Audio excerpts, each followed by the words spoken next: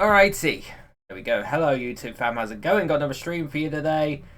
And after raging against the dying of the light yesterday with Dark Souls 3, which I've done now. I did beat it. I did beat the DLCs. I beat the main game. So, you know, not much to do in that other than New Game Plus, which I'm not doing on stream because why would I? We're going to do something a little bit more relaxed. And by a little bit more relaxed, I mean very much more relaxed. But it'll probably be very funny. Because we are going to be playing Phoenix Wright Ace Attorney. I'm playing the first one in the trilogy pack here. It got added to Game Pass a couple of weeks ago. And I did want to play this on stream for quite a while. I was like, oh, should I buy it? Should I buy it? And then it got added to Game Pass. And I'm like, hell yeah, Microsoft, thank you. Bless. Bless. Big ups. So yeah, instead of me dying over and over again, it'll just be my voice dying, because I've got a lot of reading to do. And there's not like any breaks I could do either where some things are voice acted. There's no voice acting here. I gotta read everything. So I am prepared for my voice to be shot by the end of today's stream. But hopefully we'll have a fun time. I will be following an achievement guide for this one. Like I did with Dark Souls. Because there's a lot of missable achievements, and I have a feeling with a lot of them I have to like replay like 5 hours of stuff or something in order to get to an achievement point again. So once again, it is just an achievement guide. There's no like spoilers or anything, but yeah, really following an achievement guide. Hopefully get the 1,000 points. Should be very good, and hopefully we'll have a fun time. And we'll see whether this is actually better than Danganronpa. It probably is. Weird to think that this game originally came out on the Game Boy Advance. That's the thing, it came out on Game Boy Advance in Japan, but not in the Western, like, not over in the West, because when it got released in the West, it only came out on DS. So it's like Danganronpa. Danganronpa in Japan originally released on the PSP, but by the time it got to the West, it was only on the Vita. So fun stuff. So yeah, let's solve some cases. Let's do it. Let's be the best defense attorney in the world. Let's see whether we're better than Yagami from Judgment. Oh hell yeah, monthly quest. Press the A button. What if I want to press the B button?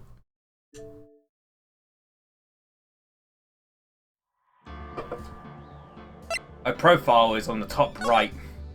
Just background volume, I think we're good for a skip. Single box skip. Screen shake, vibration, text box. Language. I guess I can adjust this on the fly. New game. We got 3 games. We're obviously going to do the first one. The first one I actually kind of played a little bit. I've done the first 2 cases before, but I haven't done any of the other cases.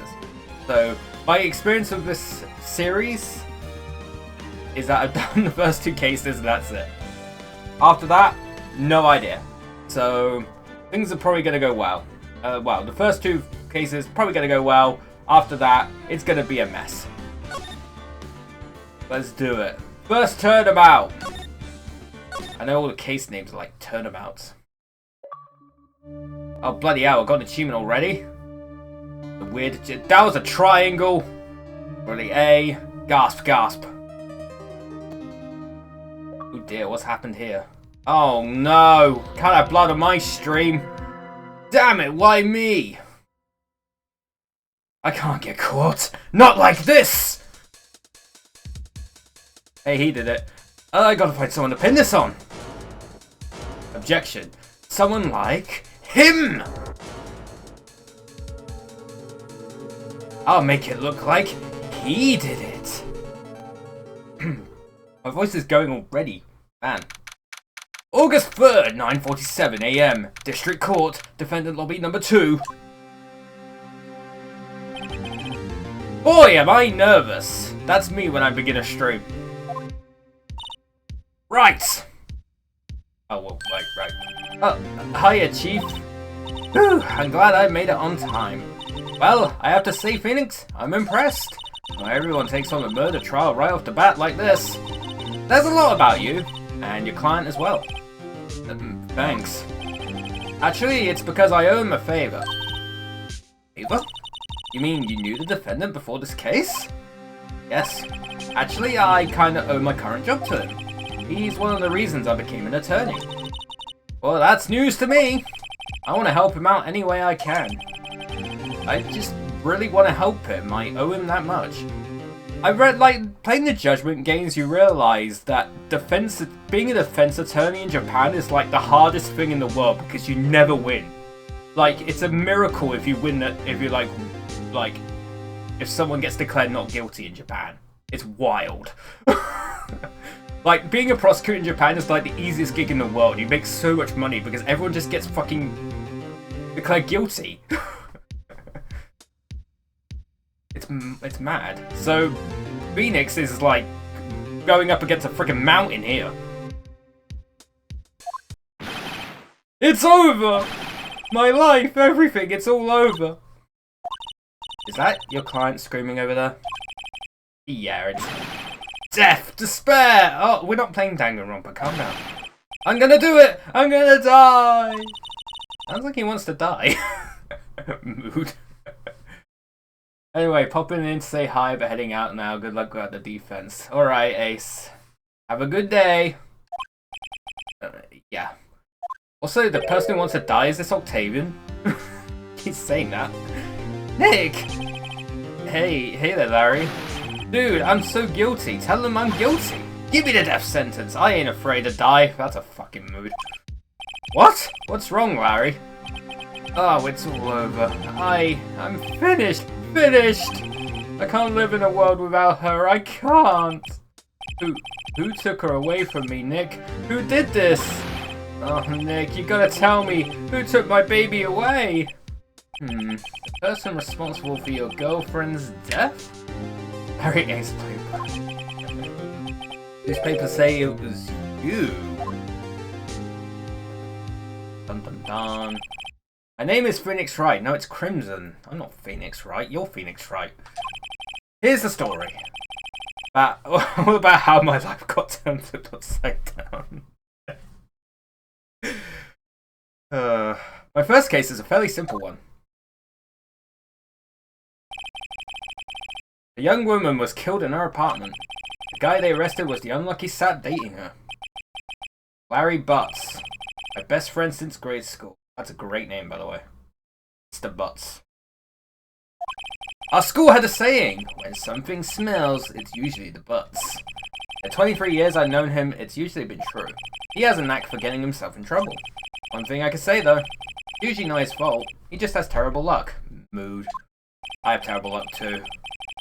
I know better than anyone that he's a good guy at heart. That, and I am one. Why I took the case to hear his name. And that's just what I'm going to do. August 3rd, 10 AM, District Court, Courtroom number 2. Rabble, rabble, rabble, rabble. Court is now in session for the trial of Mr. Larry Butts. The prosecution is ready, Your Honor. The, defense is ready. Mr. Wright, this is your first trial, is it not? Yes, Your Honor. I'm a little nervous. Your conduct during this trial will decide the fate of your client. Murder is a serious charge. For your client's sake, I hope you can control your nerves. Thank you, Your Honor. Right, given the circumstances, I think we should have a test to ascertain your readiness. Yes, Your Honor. Hands shaking, eyesight fading, palms sweaty, mom's spaghetti. The test will consist of a few simple questions. Answer them clearly and concisely. Please state the name of the defendant in this case. So chat, I've got to deliberately get this wrong for an achievement. It's Mia Fey! The, defendant? That's, Mia Fey? Wrong, right, look, I have to leave. I've got to go, I'm embarrassed. You know, stream's over, bye. I had to go home. I'm expecting a delivery. Oh, come on, Chief. There's no need to be going so soon, is there? Listen, Wright. The defendant is the one on trial, your client. I mean, that's about as basic as you can get. Hello, Snowy Bug. Hello. I put my foot in it this time. I gotta relax. Sorry, I couldn't hear your answer. I'll ask once more. Please state the name of the defendant in this case. Rare achievement. 5.4. Larry. I gotta get right that time. Defendant? Well, that's Larry Butts, Your Honor. Correct. Just keep your wits about you and you'll do fine. Next question. This is a murder trial. Tell me, what's the victim's name? Ooh, I know this one. Glad I read the case reports cover to cover so many times. It's... wait. Uh-oh. No! No way, I forgot! I'm drawing a total blank here. Phoenix, are you absolutely sure you're up to this? You don't even know the victim's name? Oh, the victim? Of course I know the victim's name. I just forgot. Temporarily. I think I feel a migraine coming on. Look, the victim's name is listed in the court record. Just press the right bumper to check it out and check it any time, okay? Remember to check it often. Do it for me, please, I'm begging you. The victim's name is dead. You're not wrong. Mr. Wright, who is the victim in this case? Let's check the court record, chat. It's Cindy. Cindy Stone. Cinderblock. No, it's Mia again. I can't get it right this time. The victim's name is Cindy Stone. Correct. Now tell me, what was the cause of death? Died because she was... strangled. With a blunt object. She was struck once by a blunt object. Correct. You've answered all my questions. I see no reason why we shouldn't proceed. You seem much more relaxed, Mr. Wright. Good for you. Died because she wasn't based enough. Cindy is stone dead, so kinda right. God damn it, why didn't I think of that? Damn it. You're funnier than me, you should be streaming. Thank you, Your Honor, because I don't feel relaxed, that's for sure. That's, yep, that's me. Maybe wondering how I'm in this situation right now. Well then, first, a question for the prosecution, Mr. Pay. Yes, Your Honor. As Mr. Wright just told us, the victim was struck with a blunt object. Could you explain to the court just what that object was? The murder weapon was this statue of the Thinker. Is it just a thinking emoji? It was found lying on the floor next to the victim. I see. The court accepts it into evidence. That you added. Right. Be sure to pay attention to any evidence added during the trial. That evidence is the only ammunition you have in court. Use the right bumper. Check the court record frequently. Let's set that up to trigger every time. Yeah, I gotta do that. I only have it as a command. Mr. Payne, the prosecution may call its first witness. Prosecution calls the defendant, Mr. Butts. Stand. Chief, what do I do now? Pay attention. You don't want to miss any information that might help your client's case. You'll get your chance to respond to the prosecution later, so be ready. Yeah, you can do that. Let's just hope he doesn't say anything unfortunate. Uh-oh. Harry gets excited easily. This could be bad. Festival of America, they can't call the defendant to the stand. Mr. Butts, is it not true that the victim had recently dumped you? Hey, watch it, buddy! We were great together. We were Romeo and Juliet, Cleopatra, and Mark Anthony. Didn't they all die? I wasn't dumped. The guy's name is Mr. Butts, yeah, we got it. She just wasn't taking my phone calls, or seeing me. Ever. What's it to you, anyway? Mr. Butts, what you described is generally what we mean by dumped. In fact, she had completely abandoned you and was seeing other men. They just returned from overseas with one of them the day before the murder. What do you mean, one of them? Lies! All of it lies! I don't believe a word of it! Your Honor, the victim's passport? According to this, she was in Paris until the day she died. Before she died, I should say. Passport. Indeed, she appears to have returned the day before the murder. I mean, wouldn't you? Wouldn't you sweat yourself if you were up on the frickin' stand? Because I would. I've never been to court, and hopefully I never will. We don't have jury duty over here, which is very fortunate. Dude, no way. The victim was a model, but did not have a large income. It appears that she had several sugar daddies. Daddies? Sugar? Yes, older men who gave her money and gifts. Took their money and used it to support her lifestyle. Isn't that what streamers do? They just take money and use it to support their lifestyles. That's what just being a Twitch streamer is. Dude! You can clearly see what kind of woman this Miss Stone was. Tell me, Mr. Butts, what do you think of her now? Right. I don't think you wanted to answer that question. Being a sugar baby is more profitable. Very true. Yeah, Larry has a way of running his mouth in all the wrong directions. Should I... Stop him from answering. My client had no idea the victim was seeing other men. That question is irrelevant to this case. Oof, wince. Dude, Nick, what do you mean irrelevant? That cheating she-dog, I'm gonna die. I'm just gonna drop the... It's Octavian, it's him. He's on the stand right now.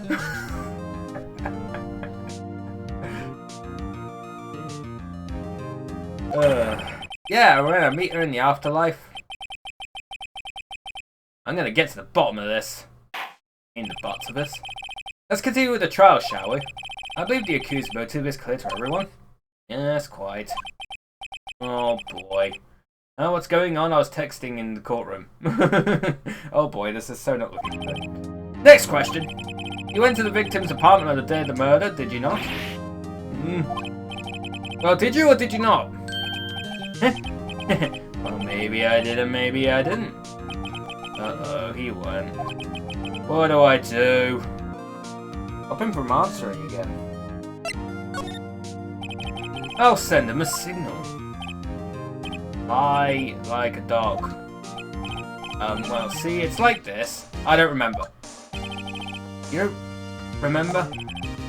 Well then, we'll just have to remind you. I have a bad feeling about this. We have a witness that can prove he did go to the victim's apartment that day. Well, that simplifies matters. Who is your witness? The man who found the victim's body, just before making the gruesome discovery. He saw the defendant fleeing the scene of the crime!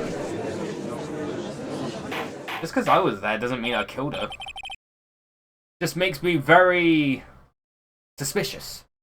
Some could say sus. Order! Order in the court! This guy has a baseball bat with blood on it. Doesn't mean I did it. Exactly. Mr. Payne, the prosecution kept me call as witness. Is it Max Payne? Nah, he looks too dweeby for that. Yes, Your Honor. This is bad. On the day of the murder, my witness was selling newspapers at the victim's building.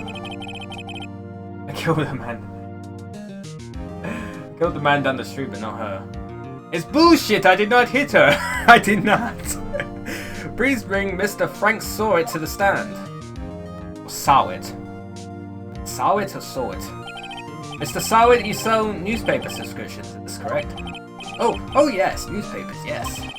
Mr. Sawit, you may proceed with your testimony. Please tell the court what you saw on the day of the murder. Just because I'm holding the victim's head and the machete in the other hand doesn't mean I beheaded her. I was going door to door selling subscriptions when I saw a man fleeing an apartment. Well, that's sus already, because no one does that anymore. I thought he must be in a hurry because he left the door half open behind him. Thinking it strange, I looked inside the apartment. I saw her lying there. A woman. Moving. Dead! I mean, just because she's not moving doesn't mean she's dead. She could be asleep. Just sleeping on the floor with, like, ketchup next to her head, it's fine. She just had, like, an accident for breakfast. I don't know. Just spilled ketchup everywhere. I quailed in fright and found myself unable to go inside. I thought to call the police immediately. However, the phone in her apartment wasn't working. I went to a nearby park and found a public phone. I remember the time exactly. 1 PM. The man who ran was without doubt the defendant sitting right over there. Bum, bum, bum, bum, bum, bum, bum, bum. Dude looks a little too smug. He's very fidgety. Larry, why didn't you tell the truth? You told him to lie. Can't defend you against a test like that. Incidentally, why wasn't the phone in the victim's apartment working? Your Honor, at the time of the murder, there was a blackout in the building. Are phones supposed to work during a blackout? Yes, Your Honor. However, some cordless phones do not function normally. The phone that Mr. Sawit used was one of those. Your Honor, I have a record of the blackout for your perusal. Hell yeah. Now, Mr. Wright, Yes? Yes, Your Honor. Cordless phones won't work without electricity. Who uses a cordless... Well, we all use mobile phones. I mean, like a house phone. I don't have a house phone. Do you have a house phone? I don't. You may begin your cross-examination. Cross-examination, Your Honor? Alright, right. This is it. The real deal. What exactly am I supposed to do? Why are you exposed to lies in the testimony the witness just gave? Lies? Wait, he was lying? The client is innocent, right? And that witness must have lied in his testimony. Or is your client really... guilty? How do I prove he's not? Hold the key. It's in the evidence. Compare the witness's testimony to the evidence at hand. There's bound to be a contradiction in there. First, find contradictions between the court record and the witness's testimony. Then, you found the contradicting evidence. Present it and rub it in the witness's face. Lawyers don't care if you're innocent or guilty. Again, in Japan, like 99% of court cases end up with a guilty verdict. I learned that in judgment. I thought, is that true? And it turns out it is, because Japan is just like, fuck it. If someone does a crime, they're guilty. Fuck it. Okay.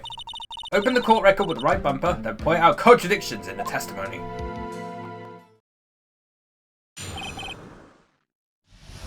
Right, we're doing it. I mean, I already know what to do.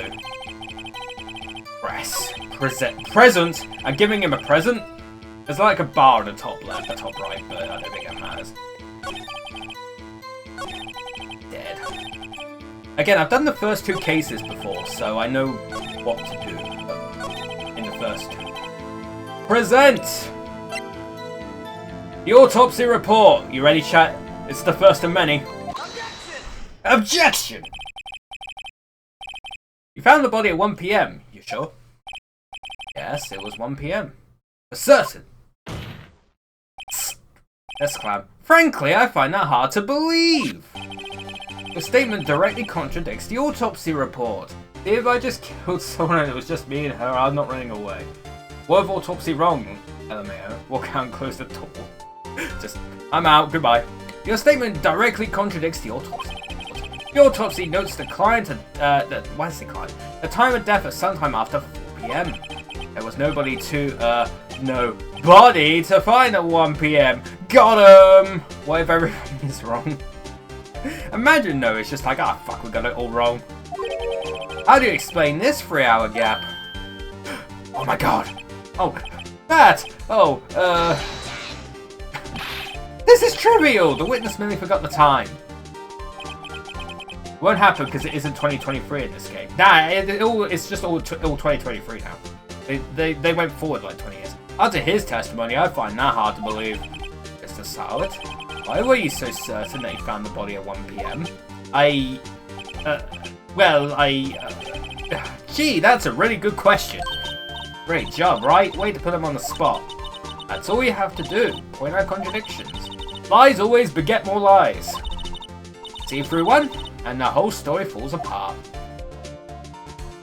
That's the time I made the body. Wait, I remember now! Do you care to give your testimony again?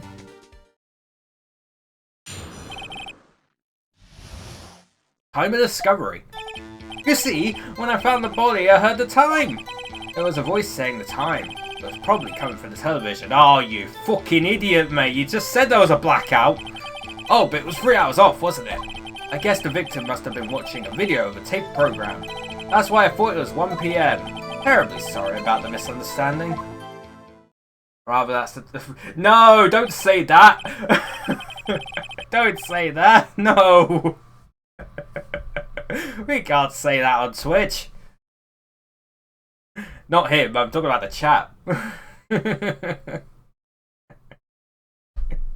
We can't say that.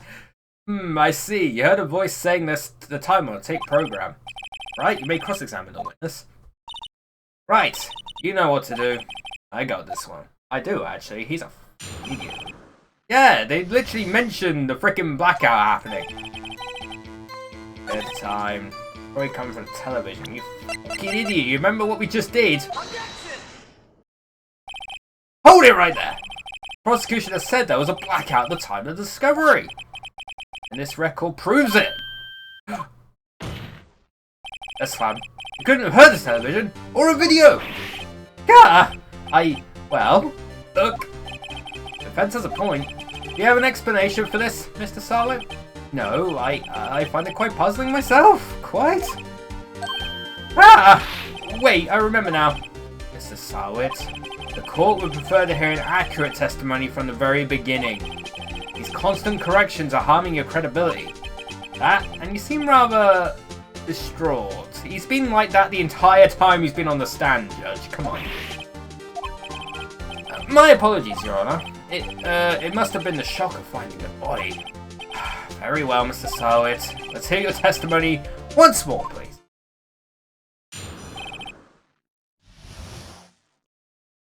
Oh boy. Hearing the time. Actually, I didn't hear the time, I saw it.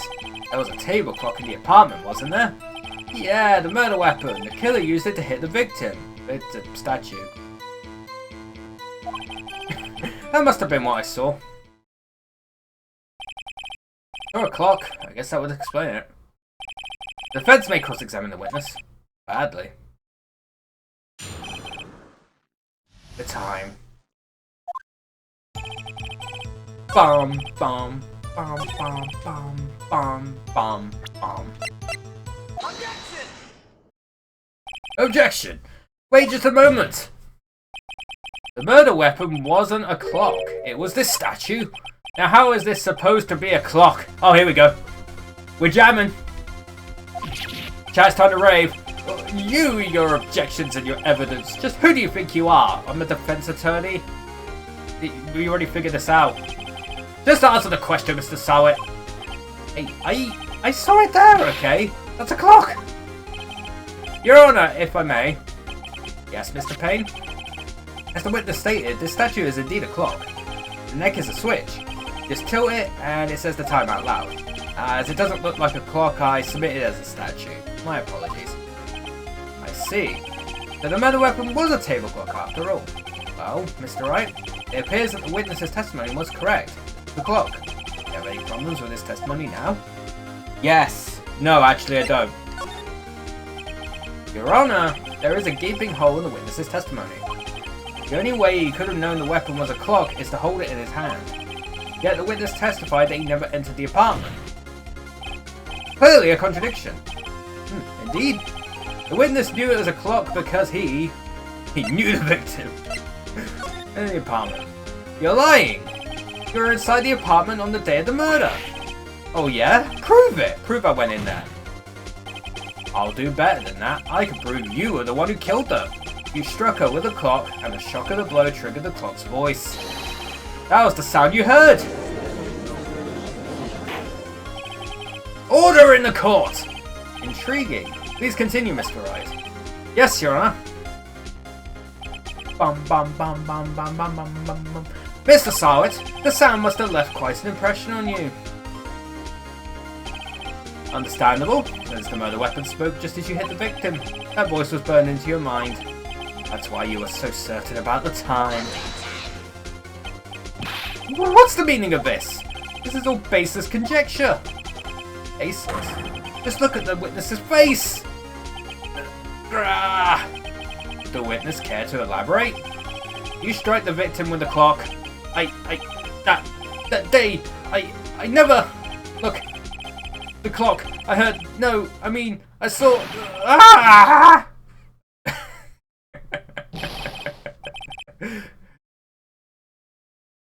How'd you get hit in the face with hair? Shut up, shut up, shut up! I hate you! It was him, I tell you! I saw him!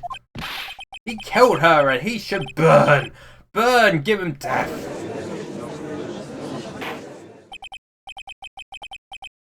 Order! Order in the court, I say! Your Honor, a moment, please. There isn't a shred of evidence supporting the defense's claims. Mr. Wright! Your Honor, you claim the sound the witness heard came from the clock. Do you have any evidence? The whole case is riding on this. I'd better think it through carefully. Your Honor, the sound Mr. Sarwit heard was definitely this clock. The fact which is clear if you simply... Well, probably not that word exactly, but... Because that word is kind of means something different. in some contexts. But in this case, we're just gonna make the clock say something. Also, thank God there's an L in clock and not have that L there. Because if there wasn't an L in that word, that would mean something completely different. Let's sound the clock now in this court. Your Honor, may I have the clock? Order in the court out to number 9 to number 99. I asked the court to listen very carefully. Beep. I think it's 8:25. That certainly is a strange way to announce the time. Well, he is the thinker after all. So, we've heard the clock. What are your conclusions, Mr. Wright? Mr. Payne, can you tell me what time it is now? It's 11:25. Ugh! As you can see, this clock is exactly 3 hours slow. Precisely the discrepancy between what Mr. Sarwit heard and the actual time of death. So, Mr. Sarwit, try to talk your way out of this one. Ha! Ha! You forgot one thing. Uh-oh, what's he talking about now? While it may seem like that clock is running 3 hours slow, it proves nothing. How do you know it was running 3 hours slow on the day of the murder? If you can't prove that, you don't have a case. He's right! How am I going to prove that? Damn it, I was so close. Mr. Wright, it seems you lack yet critical evidence to support your claim. Yes, Your Honor. It means I cannot let you indict the witness. Or indict? Fortunately, this ends the cross-examination of Mr. Frank Sarwit. I come all the way down here to testify, and look what happens. You treat me like a criminal! A criminal! Boys are all slime. I almost had him. Sorry, Larry. Failed you. There's nothing I can do about it now. Not so fast, Mr. Sarwit! Chief! Listen up, Wright. Don't throw this one away. Not like this. Think! But Chief, it's over. I can't prove the clock was solidly a day of the murder. Nobody can prove that. Well, yes. That doesn't mean you can't still win. Try thinking out of the box. Oh, I like the box. It's comfy. Don't waste time doubting the facts. Assume the clock was 3 hours slow and think through it. Ask yourself, why was the clock 3 hours slow? Figure out the reason, and you'll have your proof. Right? Can you think of a reason as to why the clock would be 3 hours slow? Oh, hell yeah. Wait. I can prove it. You must have evidence somewhere that can prove it, Wright. Find it and let him have it. Oh, Mr. Wright. Say the clock was already running slow on the day of the murder. Have you found evidence to support this claim? Of course. There is a piece of evidence in the court record that can prove my claim beyond a doubt. Ha! Tough words. Let's see you pull this one off. Let's see this evidence that proves why the clock was running slow. It wasn't slow. It was fast. Take that! The victim had just returned home from abroad the day before the murder. As we all know, the time difference between here and Paris is 9 hours. Guess we have to find that cat later, yeah. And it's 4 PM here, it's 1 AM the next day there. The clock wasn't 3 hours slow, it was 9 hours fast. The victim hadn't reset her clock since returning home. That's why the time you heard when you struck her dead in her apartment was wrong. Proof enough for you, Mr. Sarwit? Or should I say, Mr. Did It? Got him! Sick bird, he can't recover from that. Oh. I think I killed him. Order! Order, I say! I think I killed him with that sick burn chat. His subscription to Life ran out, he forgot to pay. I mean, to be fair, Life is a subscription. Well, this case has certainly turned out differently than we all expected. Mr. Payne, your witness? He was arrested and has been taken away, Your Honor. Very well. Mr. Wright? Yes, Your Honor. I have to say, I'm impressed. I don't think I've ever seen someone complete a defense so quickly, and find the true culprit at the same time. Thank you, Your Honor. At this point, this is only a formality, but this court finds the defendant, Mr. Larry Butts, not guilty. He's innocent, I tell you. But okay, who got the confetti in the courtroom? Who stuck it in there? And with that, this court is adjourned. It turns out that Frank Sarwit was a common burglar. He posed as a newspaper salesman to check and see when people were out of the house. That day, when Larry went to her apartment, the victim wasn't home. After he left, Mr. Sarwit let himself in to do his dirty work. While he was searching her place, the victim returned. To be fair, Larry leaving the door half open like that was pretty shoddy. Can Larry be counted as an accomplice in this case? Because he left the door open like that? Like, man, you don't just leave the door open.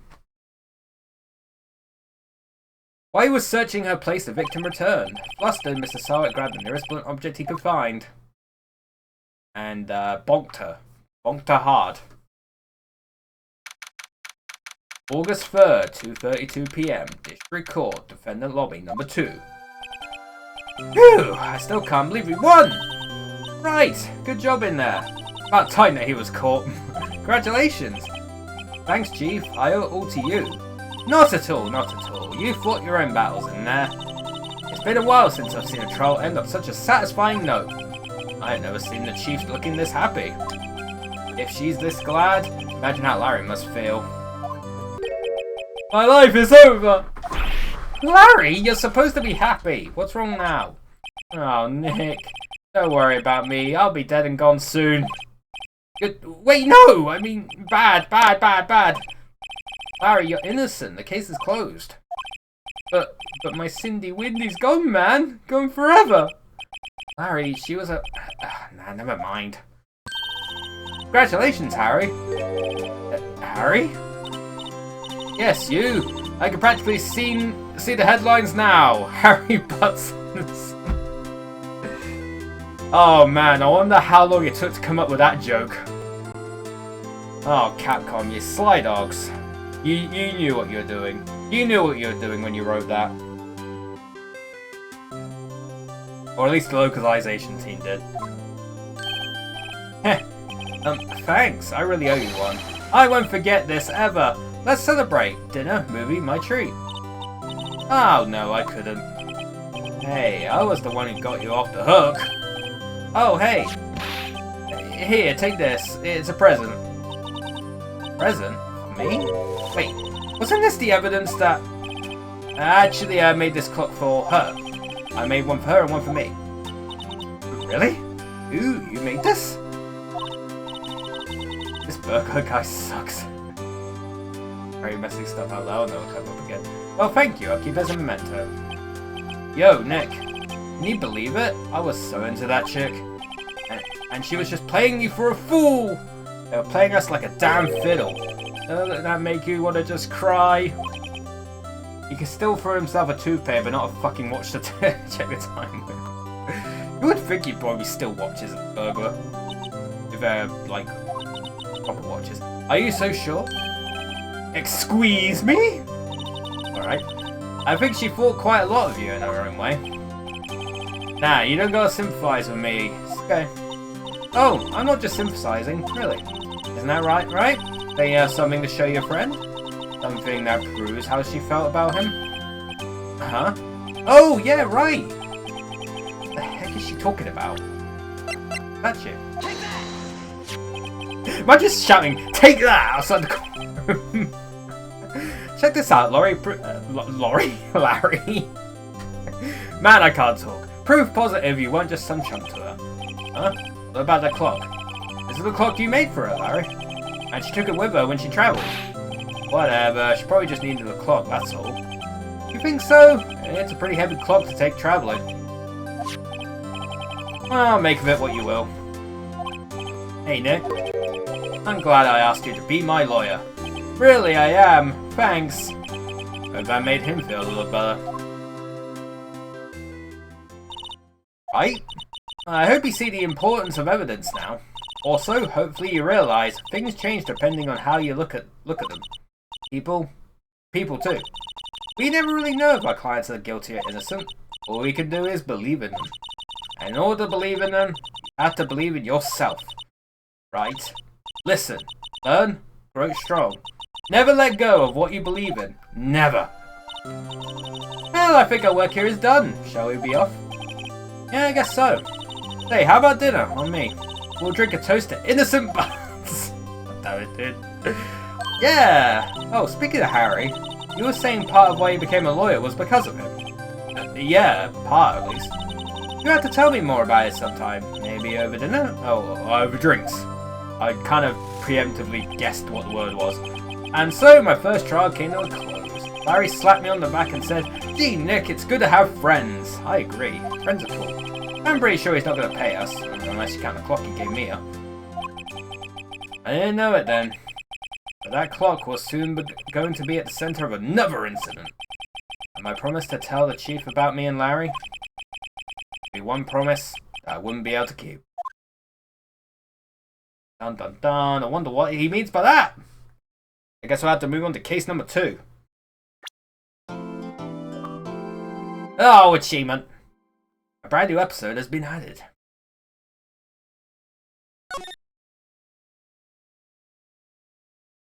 Oh, of course we're going to save. Oh, Chow, which save slots should we choose? We got so many! Okay, we only got 10. Jack, you pick the number.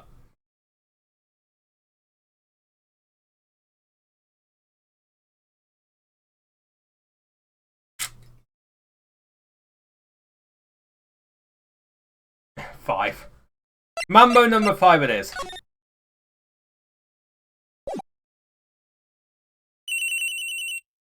Bring. Beep. Hello? This is Maya. Hey Maya, it's me. Mia! What's up? You haven't called in a while. Sorry, I've been so busy. How you been? Well, lonely, and it's all your fault. Nah, I'm just teasing. I've been great. I'm finally getting used to having my own place. That's good to hear. Actually, I'm calling because I have a favor to ask. I know, you want me to hold evidence for you. Sharp as always. There's a lot of buzz about the upcoming trial. I just don't feel safe keeping the evidence here. I gotcha. What is it this time? It's a clock. Clock? Yeah, it's made to look like that statue, the thinker, and it tells you the time. I thought you might like it. You always like toys. Hey, I'm not a little girl anymore, sis. Now, you know I'm only teasing. I should probably tell you, the clock isn't talking right now. Huh? It's not working? That's lame. I had to take the clockwork out, sorry. I put some papers inside instead. Papers? Is that the evidence then? Well, there's a possibility that it might turn out that way, yes. Do you come by the office tonight, say 9 o'clock to pick it up? I'll be at a pre-trial meeting until then. Okay sis, but I expect dinner, something good, like burgers! I could really go for a good burger. Okay, we'll hit the usual joint. Alright, it's a deal. Okay sis, see you soon. Yep, I'll be waiting, Maya. Beep. Conversation recorded, September 5th, 9:27 AM.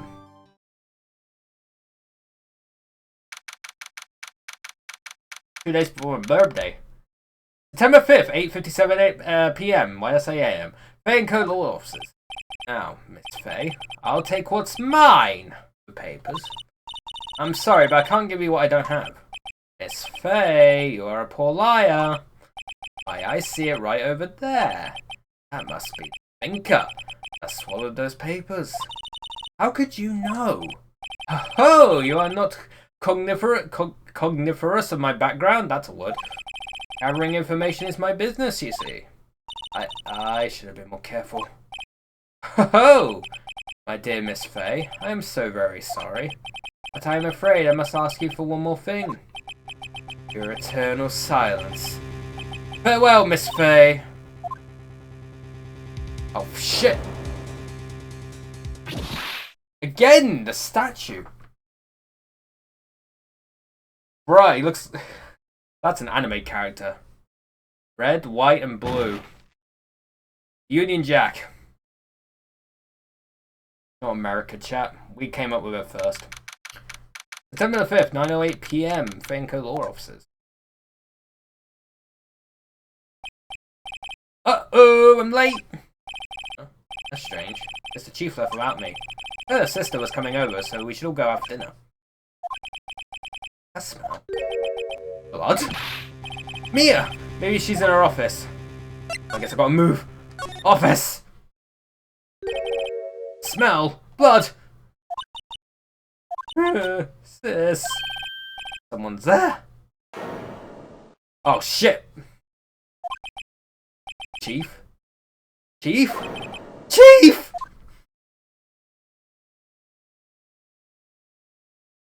Hello. Who are you? Oh. I killed her with just 3 words. The strange girl dropped out cold. I left her lying on the office sofa. I went back to the chief where she lay under the window. Her body was still warm. I could feel it when I held her shoulder. Then, all too quickly, it began to fade. Until finally she was cold. Man! Chief. Chief! Hard seeing her like this, but if there are any clues here. She was struck on the head with a blunt object. Probably died instantly. Wow. 1 hit. 1 punch man. The thinker lying next to her must have been the murder weapon. Fucking again! There are some glass shards near the chief's body. Must be pieces of the glass light stand lying broken in the back of the room. Nothing else that seems like a clue here. Piece of paper? It must have fallen from Mia's hand. Could be. The word was written in blood on the scrap of paper. Maya? Did Mia write this? This paper is a receipt from a department store dated yesterday. I think that's enough snooping around for now. I better call the police and find out what that girl was doing here. Slide to the right! Right, I better call the police. That's funny. Here are the screws in the receiver are missing. Looks like someone was halfway through taking it apart. Police! Please, come quick! What was that? Someone screaming from outside the window? She's staring right at me! Holding a phone in her hand.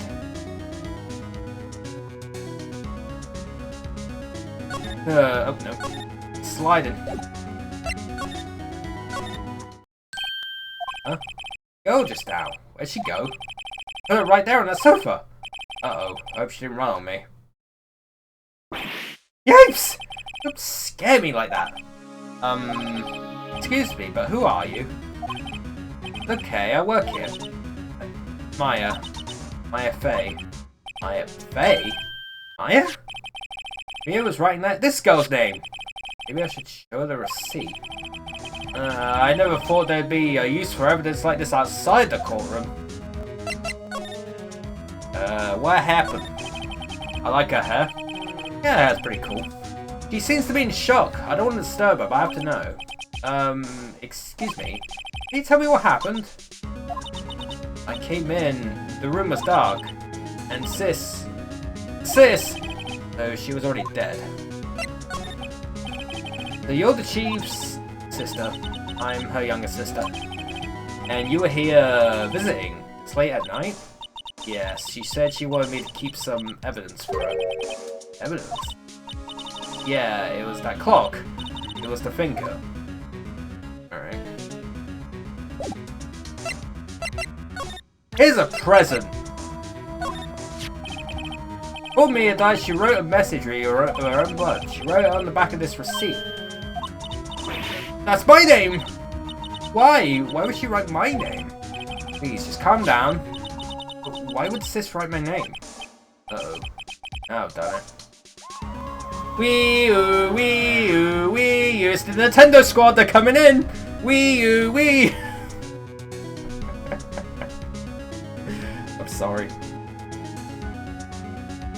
I know it's an easy joke. That's the sound of the police. The police! Sounds like they're coming this way. Freeze! Police! Oh, hey, man. I'm Detective Dick... Jesus Christ, that's the most generic name for a detective you could possibly think of. I'd rather have Yagami. Detective Dick Gumshoe, see? Gumshoe? What an odd name. We received a report from the building across the way, see? Got a person saying they saw a murder? Must have been that woman I saw. Anyway, I don't want either of you moving 1 inch, Kay? Great, just great. Maya, wait, you wouldn't have... Nah. Whoa! Excuse me? Eek! Would Maya here mean anything to you? That's my name. What? The victim drew this here note in her own blood, see? With her dying breath, she wrote down the killer's name. Killer? No.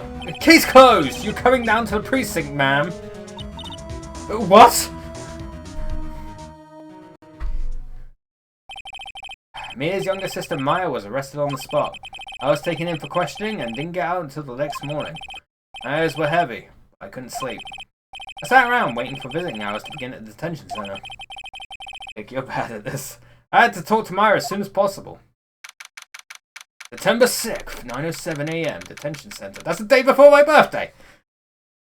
Visitor's room. Wow, they have poor Maya locked up like a criminal. Oh! It's you, the lawyer. Good morning. Good morning. Looks so tired. Are you going to be my attorney? Well, that's what I wanted to talk to you about. Of course I will. First things first, I better get her cheered up. Yeah, of course I will. Cheer up. Really? Whoa, did I say the wrong thing? She looks sadder now. What's wrong? You don't think I can do it? No, no one could. Hard to cheer up in an interrogation room, yeah, true. Who would believe me? Even you, when you found me in the office, you looked at me like I'd done it. Did I look at her like that? No, I never thought. Brink. It's okay, I understand. And I've also heard about you. Heard? Heard what about me? I was talking to my sister on the phone the other day. It was my junior partner's first time in court. Wow, really? How'd that go? It was quite the scene. Honestly, I was on edge the whole time. It's been a while. Ha! So he crashed and burned? Yes. One of those strike fear into the hearts of evil types. Anything he's lacking is the experience. Sounds like it was fun. Well, I know who to go to if I ever get into trouble now. I don't know, Maya. I think you might want to wait. Give him 3 more years.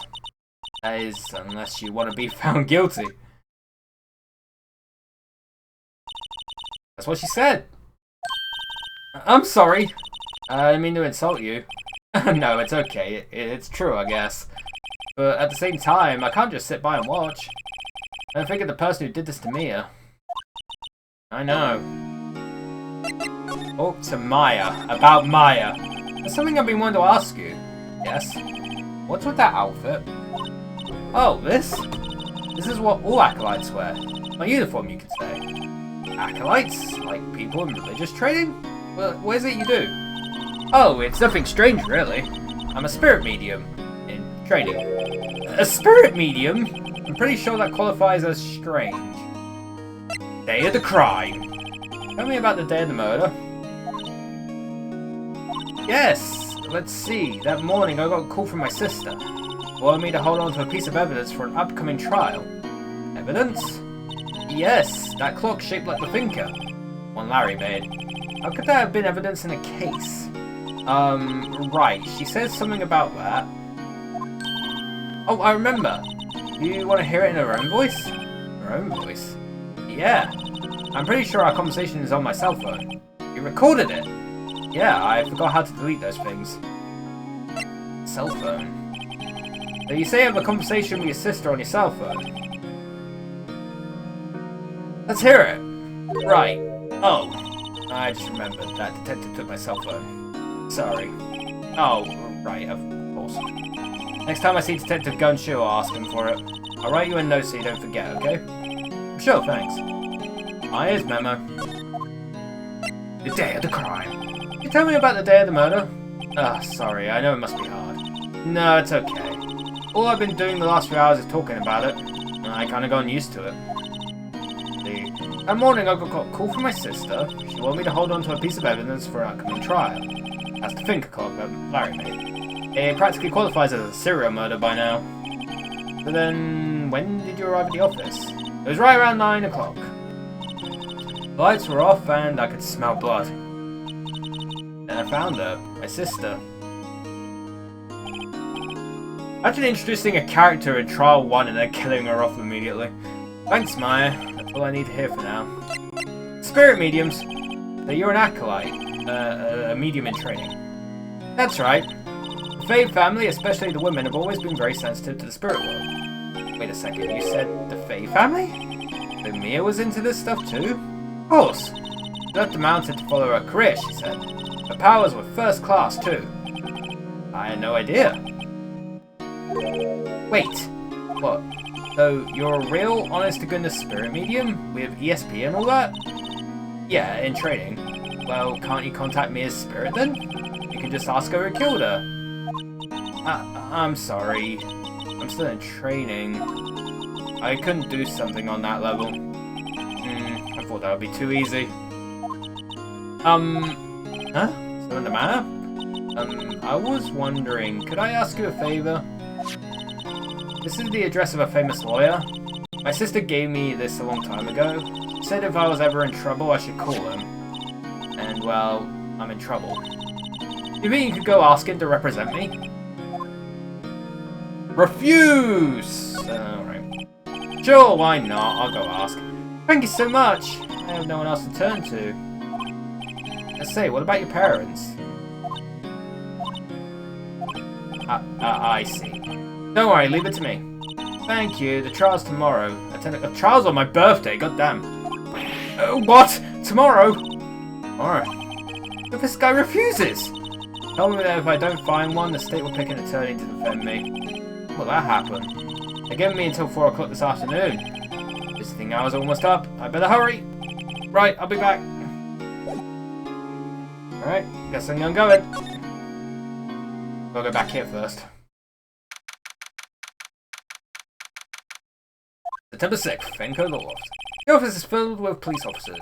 They're all busily searching for clues. Hey, you there! To the crime scene, pal! No trespassing. Oh, sorry, don't I know you from somewhere? Wait, you're that Butts guy, aren't you? No, Phoenix Wright. How could anyone mistake me for Larry? Guess I got the wrong name, Mr. Wright. Sorry about that. That Butts guy, he was a killer. You're no killer, right? He was proven innocent. Right, and you were... Detective Suede Shoes Detective Gumtree.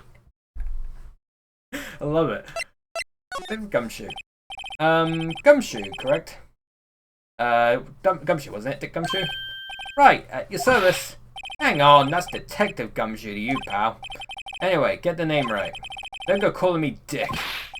Hey, Dick, get over here. Yes, sir. Be right there.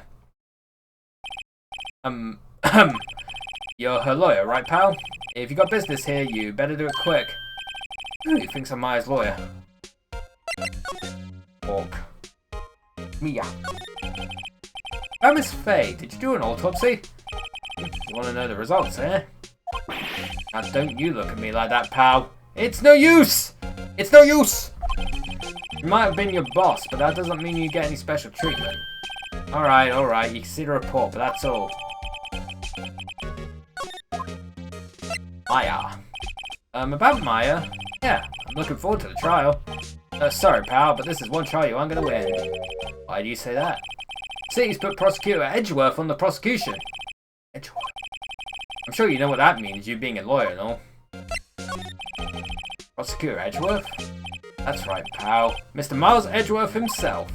Wait, you do know him, don't you? Of course I do! Of course not. I know him. He's a feared prosecutor. He doesn't feel pain, he doesn't feel remorse. He won't stop until he gets his guilty verdict. Oh, don't talk about him that way. You make him barely sound human. Still, I'm afraid this pretty much decides the case. So, Edgeworth is on this one. He hasn't lost a case since he became prosecutor at the incredibly young age of 20. course, there are rumors of back alley deals and forged evidence. All I know for sure is that Edgeworth hates crime with an almost abnormal passion. Never imagined I'd be facing him so soon. That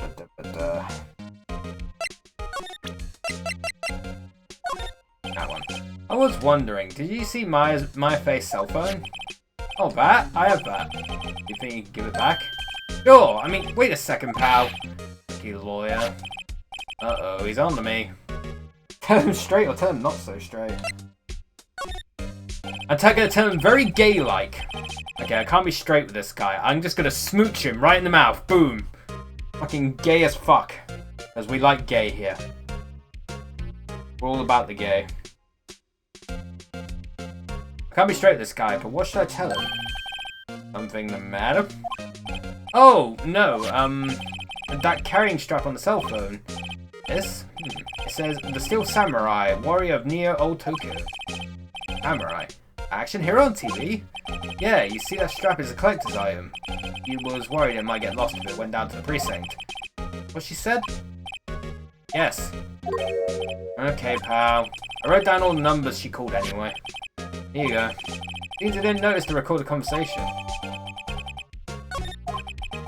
Check the call record to hear the recorded conversation. I guess I've asked all the questions I need to. You all done, pal? Yes, thank you. I'll be hanging out now.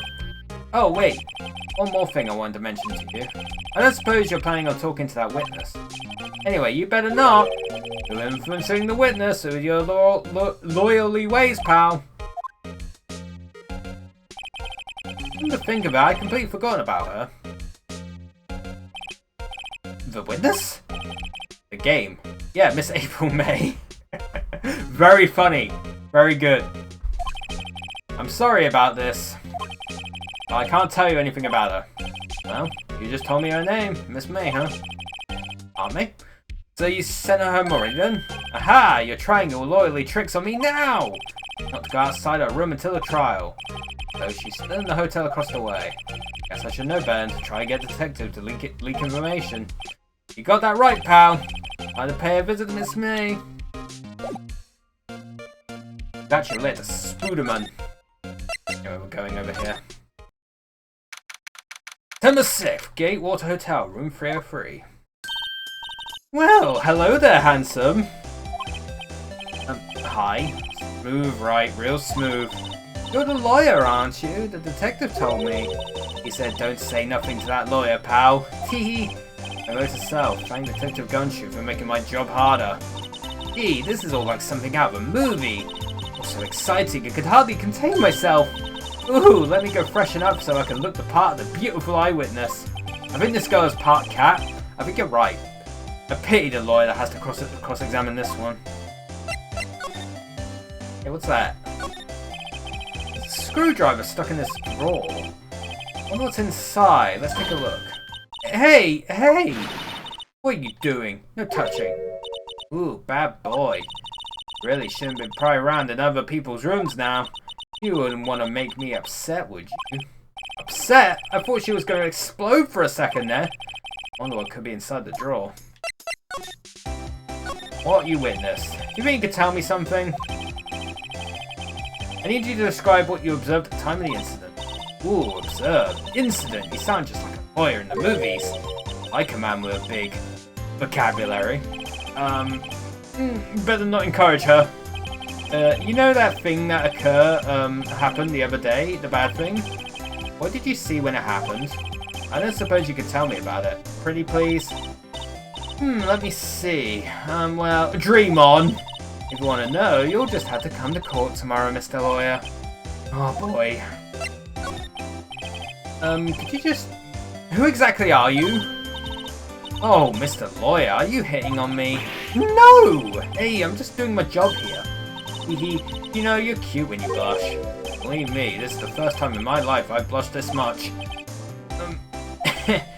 Right, can you just tell me what it is you do?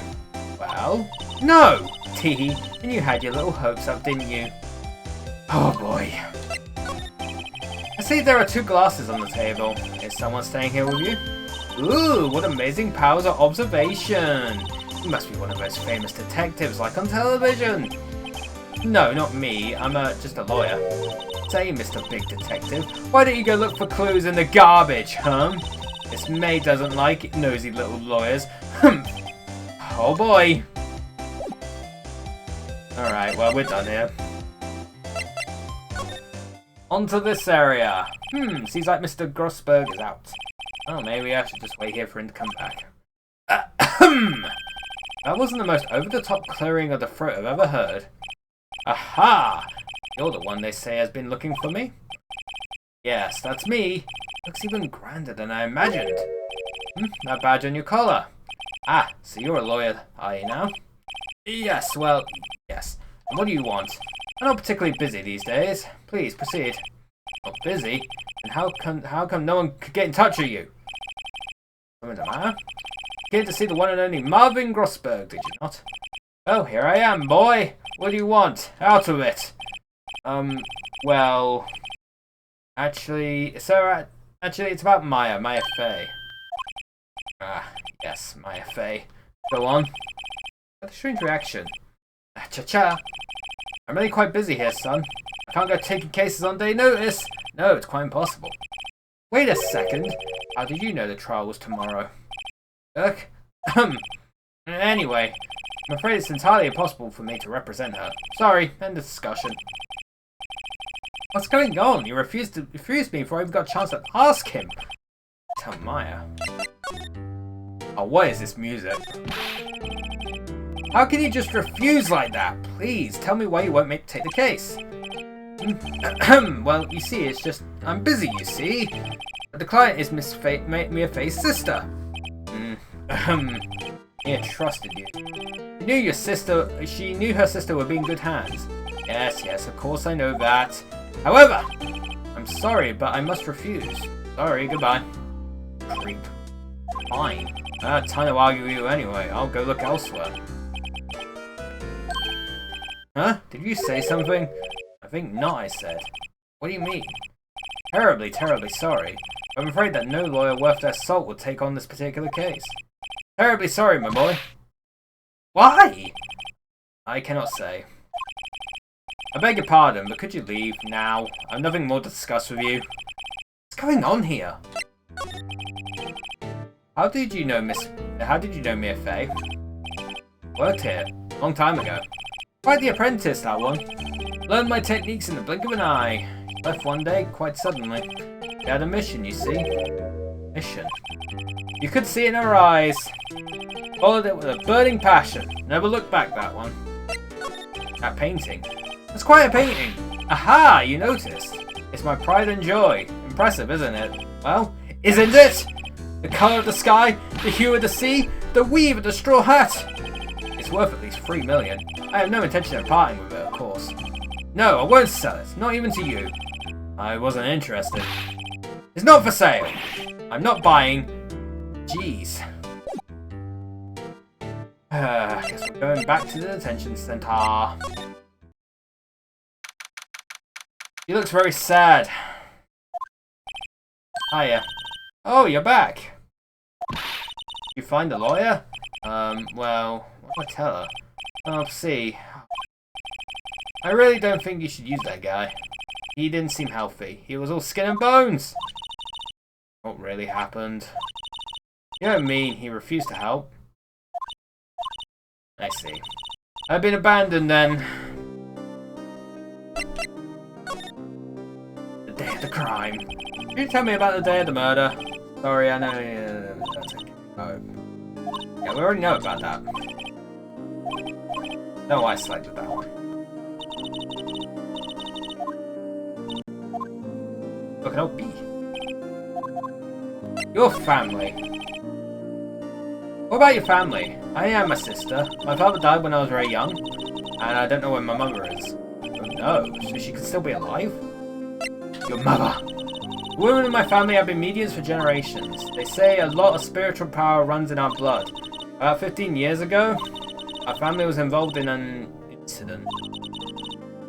There was a man, and he ruined our mother's life. Ruined. After that, she disappeared. Several years after that, my sister announced she would become a lawyer, and she left the mountain. So, you live by yourself? Yes, I've gotten used to it. Oh, also, I had to become independent or I'd lose my powers. And I feel bad for her all by herself up on that mountain. Your mother's enemy! So, who was this man who, ruined your mother? About 15 years ago, there was an unusual murder case. It made quite a stir. Everyone was talking about it, apparently. The police were running out of leads and they were getting desperate. Wait, they didn't use the spirit medium, did they? The police convinced my mother to try and contact the victim. Wow, what happened? The case was solved. Or the man my mother helped the police capture was innocent. The police's consultation with a medium had all been carried out in secret, of course. But a man found out about it and leaked it to the press.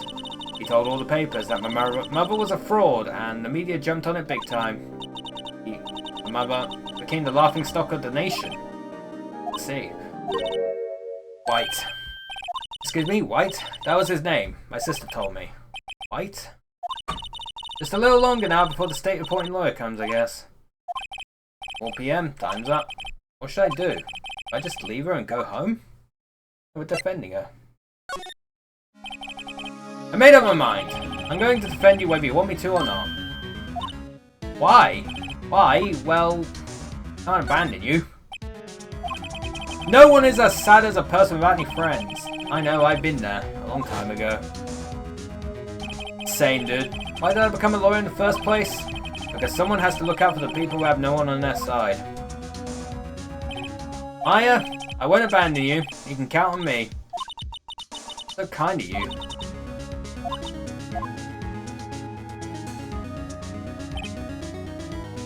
Well, let's fight this one and get you out of here.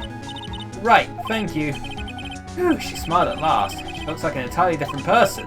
One last question. You are innocent, right? Yes! I trust you.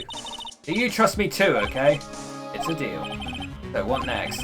Something that's been bugging me.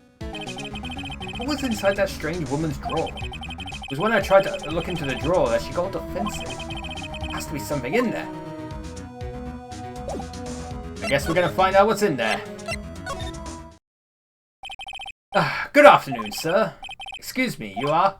I beg your pardon, sir. I am the bellboy of this establishment. At your service, sir. Oh, right. I just come up to deliver room service, sir. Do you know where Miss May might be? I believe I guess Miss May is currently using the, facilities. If you're in need of anything, I'll be taking my leave. Please, stay as long as you like. Enjoy. Wait, no, hey! Does it seem like every time I come here, I end up embarrassing myself? Wait, now's my chance to snoop around a bit. I almost forgot. You came back quick. I ask you to inform Miss May that there is a message for her. Please tell her that Mr. White of Blue Corp phoned. Oh, right, sure. Mr. White of Blue Corp? I heard that name. White. That was his name. My sister told me.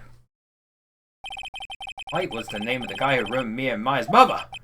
Could it be a coincidence? There's a screwdriver sticking out of that half-open drawer. Now's my chance to see what's inside. We have here. Wiretap. Would a woman like her be doing with a thing like this? There is definitely something suspicious about this Miss May. Why would she have something like this in a hotel room? Story behind all this, I know it. Alright. I'll be using this bit of evidence in tomorrow's trial, that's for sure. Maya's sake. I'll get to this woman's bottom. Wait, I mean, you know what I mean. Oh, bellboy, still there? Uh-oh, time to scram. I look forward to tangoing with you tomorrow, Miss May. In court. To be continued. TBC. Oh, absolutely, we're saving our progress. Episode in Safe Stop 5.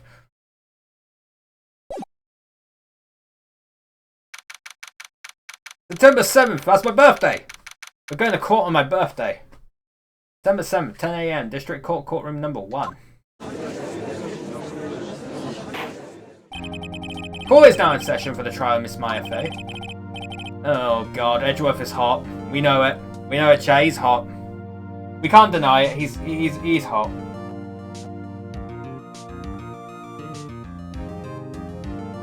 Like, if you're denying it, you're just deceiving yourself, man.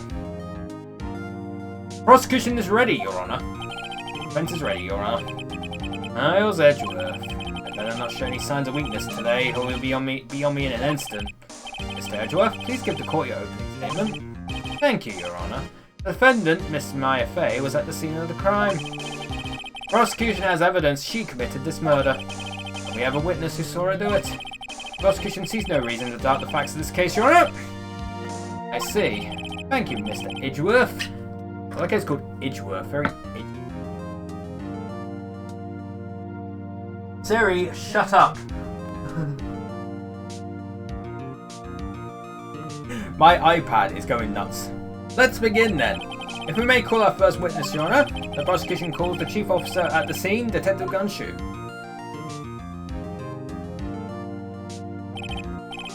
Witness, please state your name and profession to the court. Sir! My name's Dick Gumshoe, sir. I'm the detective in charge of homicides down in the precinct, sir. Detective Gumshoe, please describe for us the details of this murder. Very well, sir. Let me use this floor map of the office to explain. The body was found by this window here, and the cause of death. Loss of blood due to being struck by a blunt object, sir. The murder weapon was a statue of the thinker found next to the body, sir. It was heavy enough to be a deadly weapon, even in a girl's hands, sir. Court accepts this statue as evidence. Still calling it a statue. All plans. Now, detective. Yes, sir. You immediately arrested Miss Maya Fey, who was found at the scene, correct? Can you tell me why? Yes, sir. I had hard evidence she did it, sir. Detective Gumshoe, please testify to the court about this hard evidence. Hard evidence implies the existence of soft evidence. As soon as the phone call came in, I rushed to the scene. There were two people there already. The defendant, Miss Maya Fey, and the lawyer, Mr. Phoenix Wright. I immediately arrested Miss Maya Fey. Why? We had a witness account describing her. The witness saw Miss Maya Fey at the very moment of the murder. The very moment, you say. Very well, Mr. Wright, you may begin your cross-examination. Yes, Your Honor. Examine what? I couldn't see a single contradiction in that testimony. Whoosh. Smack! Hey, Maya just threw something at me. This... When my sister couldn't find any contradictions in a witness's testimony, she would bluff it and press the witness on every detail. The witness always slips up and says something wrong. Worked lots of times. I should have expected Maya would know some of her sister's tricks. Alright, let's give this a try. Anything the matter? No, Your Honor. I'd like to begin my cross-examination. Yeah, we haven't had to use the press button. As the phone call came in, I rushed to the scene. There were two people there already. Defendant Miss Maya. I immediately arrested Miss Maya Fey. Why? We had a witness account describing her. Hold it!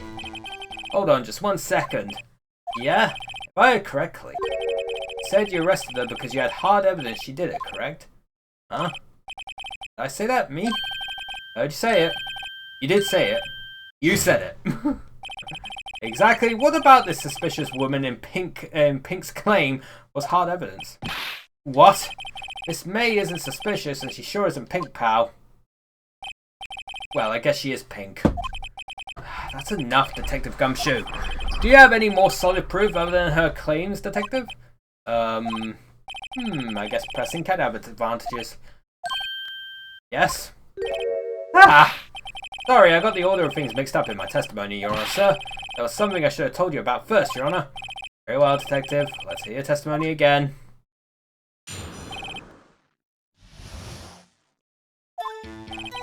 After securing the suspect, I examined the scene of the crime with my own eyes. I found a memo written on a piece of paper next to the victim's body. On it, the word Maya was written clearly in blood. Blood test results showed that the blood was the victim's. Also, there was blood found on the victim's finger. Before she died, the victim wrote the killer's name! How you like that? That's my hard evidence. Before we begin cross-examination, I have a question for you, Detective. Your Honor, why didn't you testify about this vital piece of evidence the first time? I know. I'm real embarrassed I forgot about it, Your Honor, sir. Try to be more careful. Very well. The defense may begin its cross-examination.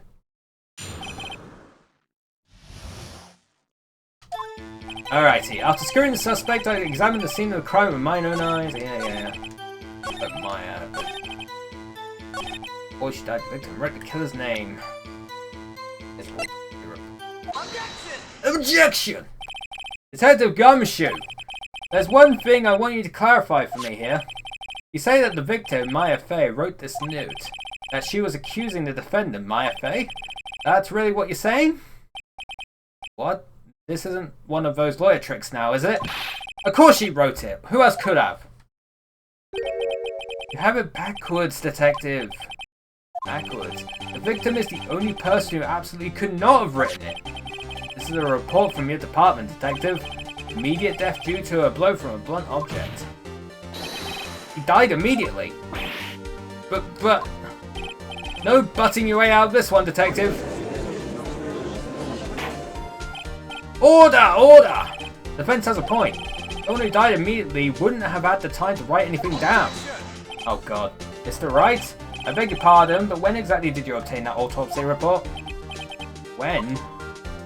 The day of the day after the murder. Pretty sure, yeah. It was the day after the murder! Prosecution's point being... Oh dear.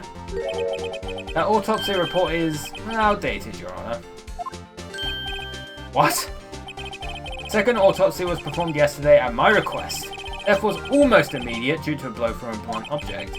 There is a possibility the victim lived for several minutes after the blow. I received these results this morning. No way! Your Honor, it's quite easy to imagine that the victim did have time to write Maya. That is all. I see. Have you, Edgeworth? Should have known you'd have something up your sleeve. Why, Mr. Wright, you look shocked. Something you want to say? The detective's a sham. Detective Gumshoe, you're a sham. How could you give me a faulty report? I thought... Detective Gumshoe. Herb. I'm disappointed in you, handing him the wrong report like that. I'm sorry, sir. You are at fault, Detective. This isn't going to look good on your evaluation next month. What? But... Your Honor, I submit this report to the court. Understood. The court accepts the evidence. Well, Your Honor, the evidence strongly suggests the victim was identifying the killer. I suppose that's the obvious conclusion, yes. This isn't good! Prosecution would like to call its next witness. This poor innocent girl saw the murder with her own eyes. The witness, Miss April May, take the stand. I think what part of her is innocent? He's innocent, actually. It's in money. Witness! Your name, please. April May, at your service. Wink. Order! An introduction should not require any reaction from the crowd. The witness will refrain from wanton winking. Ah, yes, Your Honor. Not good. Already captured the heart of every man in this courtroom. Tell us, where were you on the night of September 5th when the murder occurred?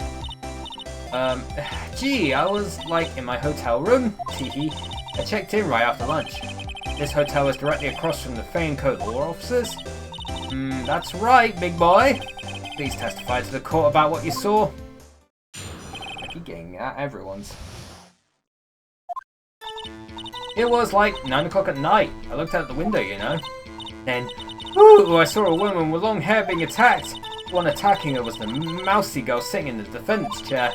And the woman, like, dodged to one side and ran away. But that girl, she caught up to her, and she hit her. Then the woman with the long hair, she kinda slumped. The end. That's all I saw. Every little bitsy witsy. Wink.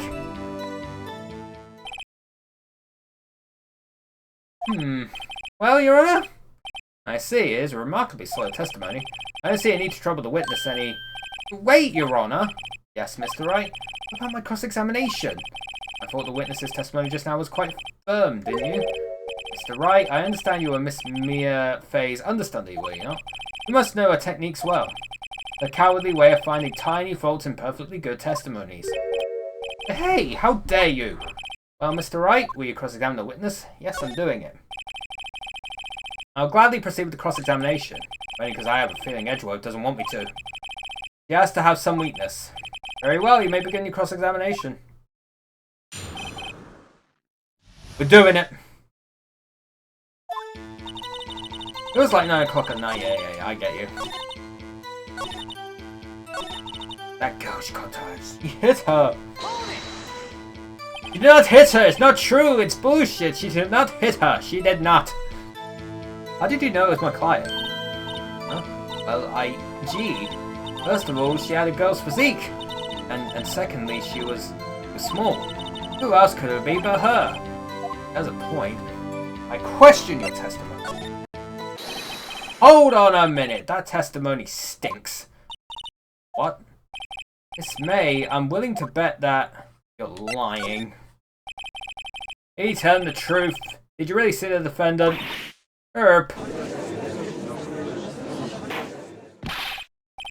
Mr. Wright, what's the meaning of this? Yes, what is the meaning? Somebody tell me, because I'm clueless. About this, I mean. Okay, maybe I'd really witnessed my client, Maya Fey. You would have noticed her clothes before noticing her physique. No one wears clothes like this on a daily basis, except her! And I'm no expert on fashion, but her hairdo looks far from normal to me. It is quite cool, though. However, the witness's testimony mentions neither of those things. The testimony is bogus! But... Still, we don't know if she was dressed that way the night of the murder. Was, Your Honor. I saw her. And so did Detective Gumshoe.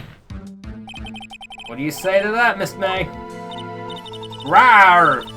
No, you're not Hug Horse. Stop trying to be Hug Horse. You even spelled it wrong. It's an A instead of an O. Get it right. You frickin' fool. What are you trying to say, you mean lawyer? I saw what I saw. I just didn't think all the trifling little details were necessary, darling. Miss May, the court would like to remind you to please omit nothing in your testimony. I'm sorry, Your Honor. I'll be a good girl, I promise. Wink. Your testimony again, if you would. Damn, I almost had her.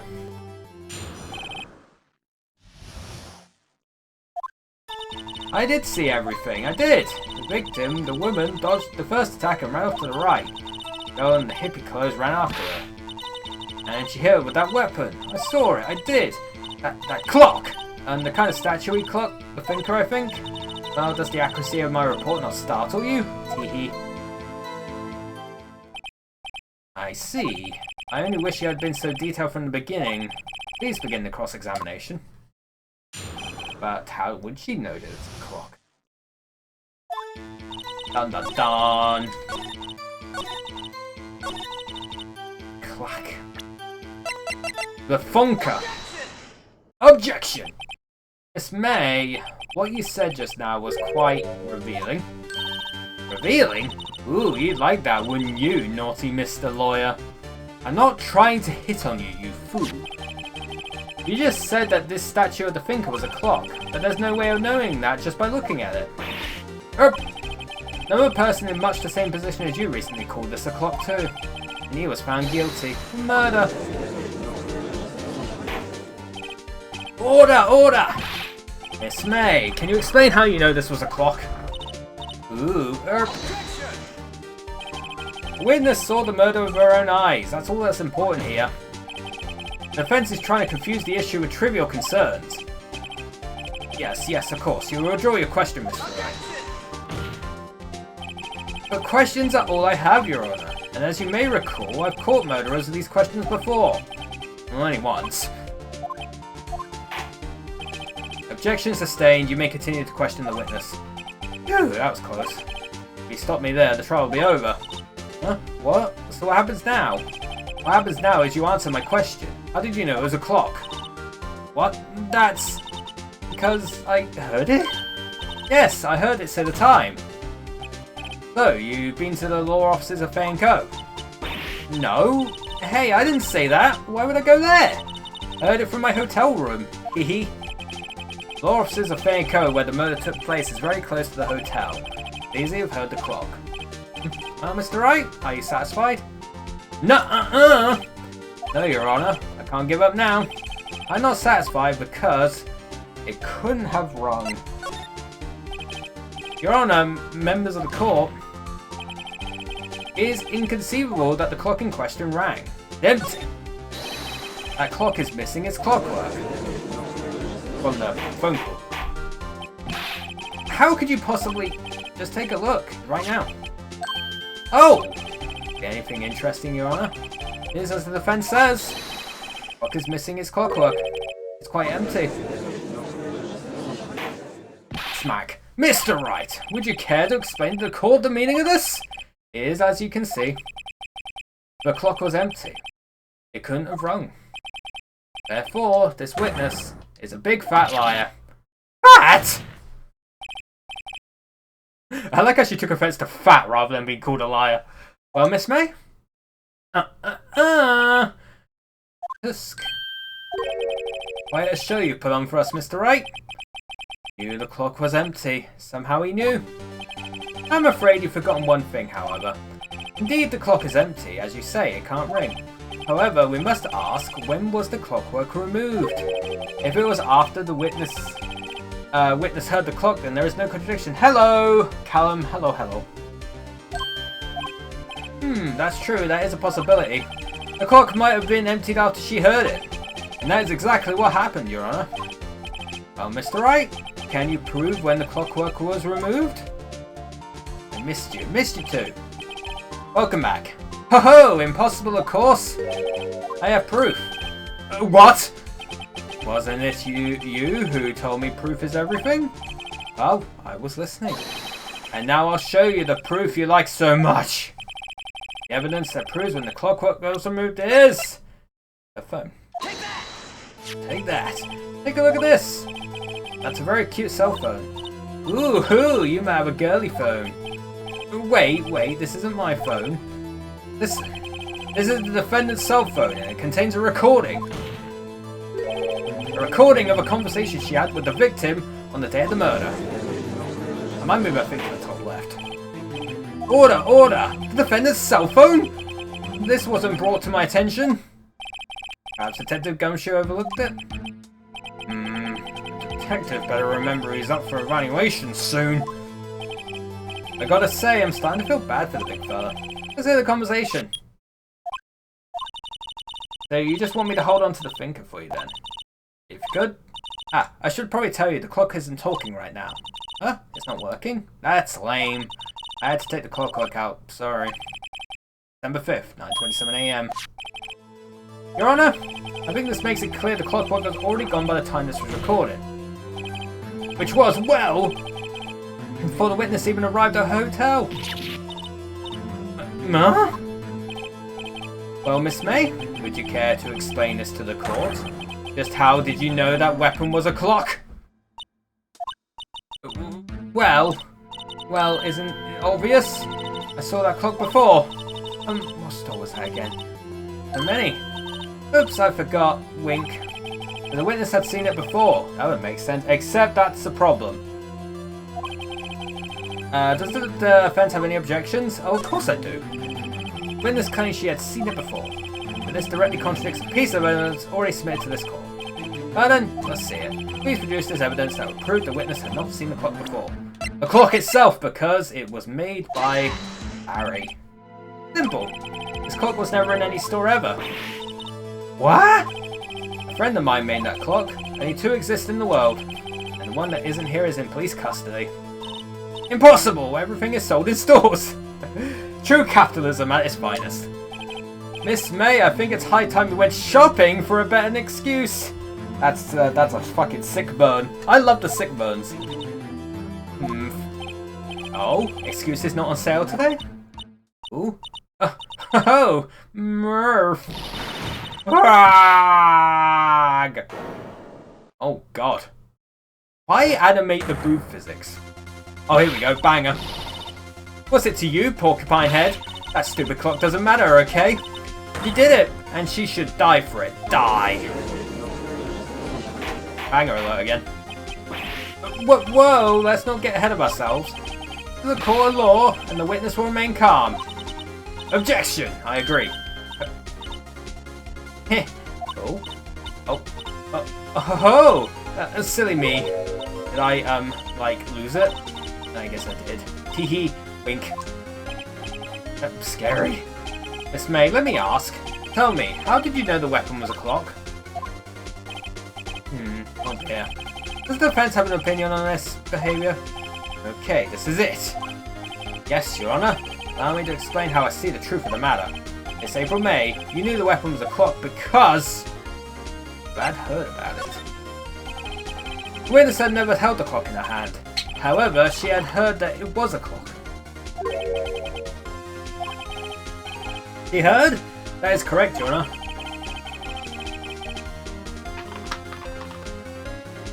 There was no other way she could have known the thinker was a clock. And I could show you the proof. Well, this is interesting. Let's see it then. Show me the evidence proving that the witness had heard the murder weapon was a clock. Time for the secret weapon. Take that! I just hydrated! But I will hydrate again.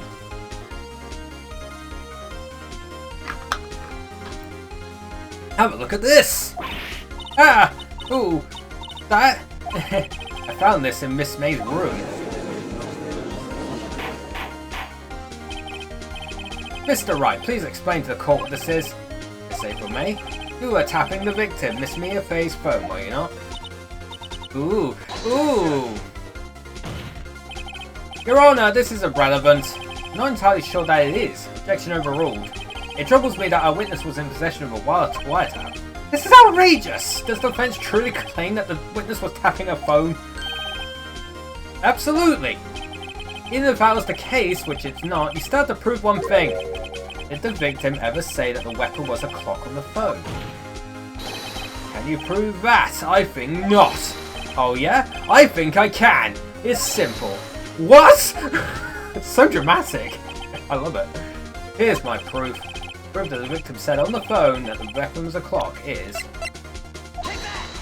the phone itself. I present the defendant's cell phone. Yes, we've seen that. Listen once more to the conversation between the defendant and the victim. Here, what's up? You haven't called in a while. Well, actually, there's something I want you to hold on to. Again, what's it this time? The clock. It's made to look like that statue, the thinker, and it tells you the time. It's April May. You used a wiretap to listen to this conversation. That's how you knew the thinker was a clock. Am I wrong? Your Honor, this is ridiculous! Your Honor, look at the witness's face. Does she seem amused to you? The defense demands an answer. Witness, answer the question. Did you tap her phone? Miss May. Shut up, all of you. What gives you the right to talk to me like that? You lawyer.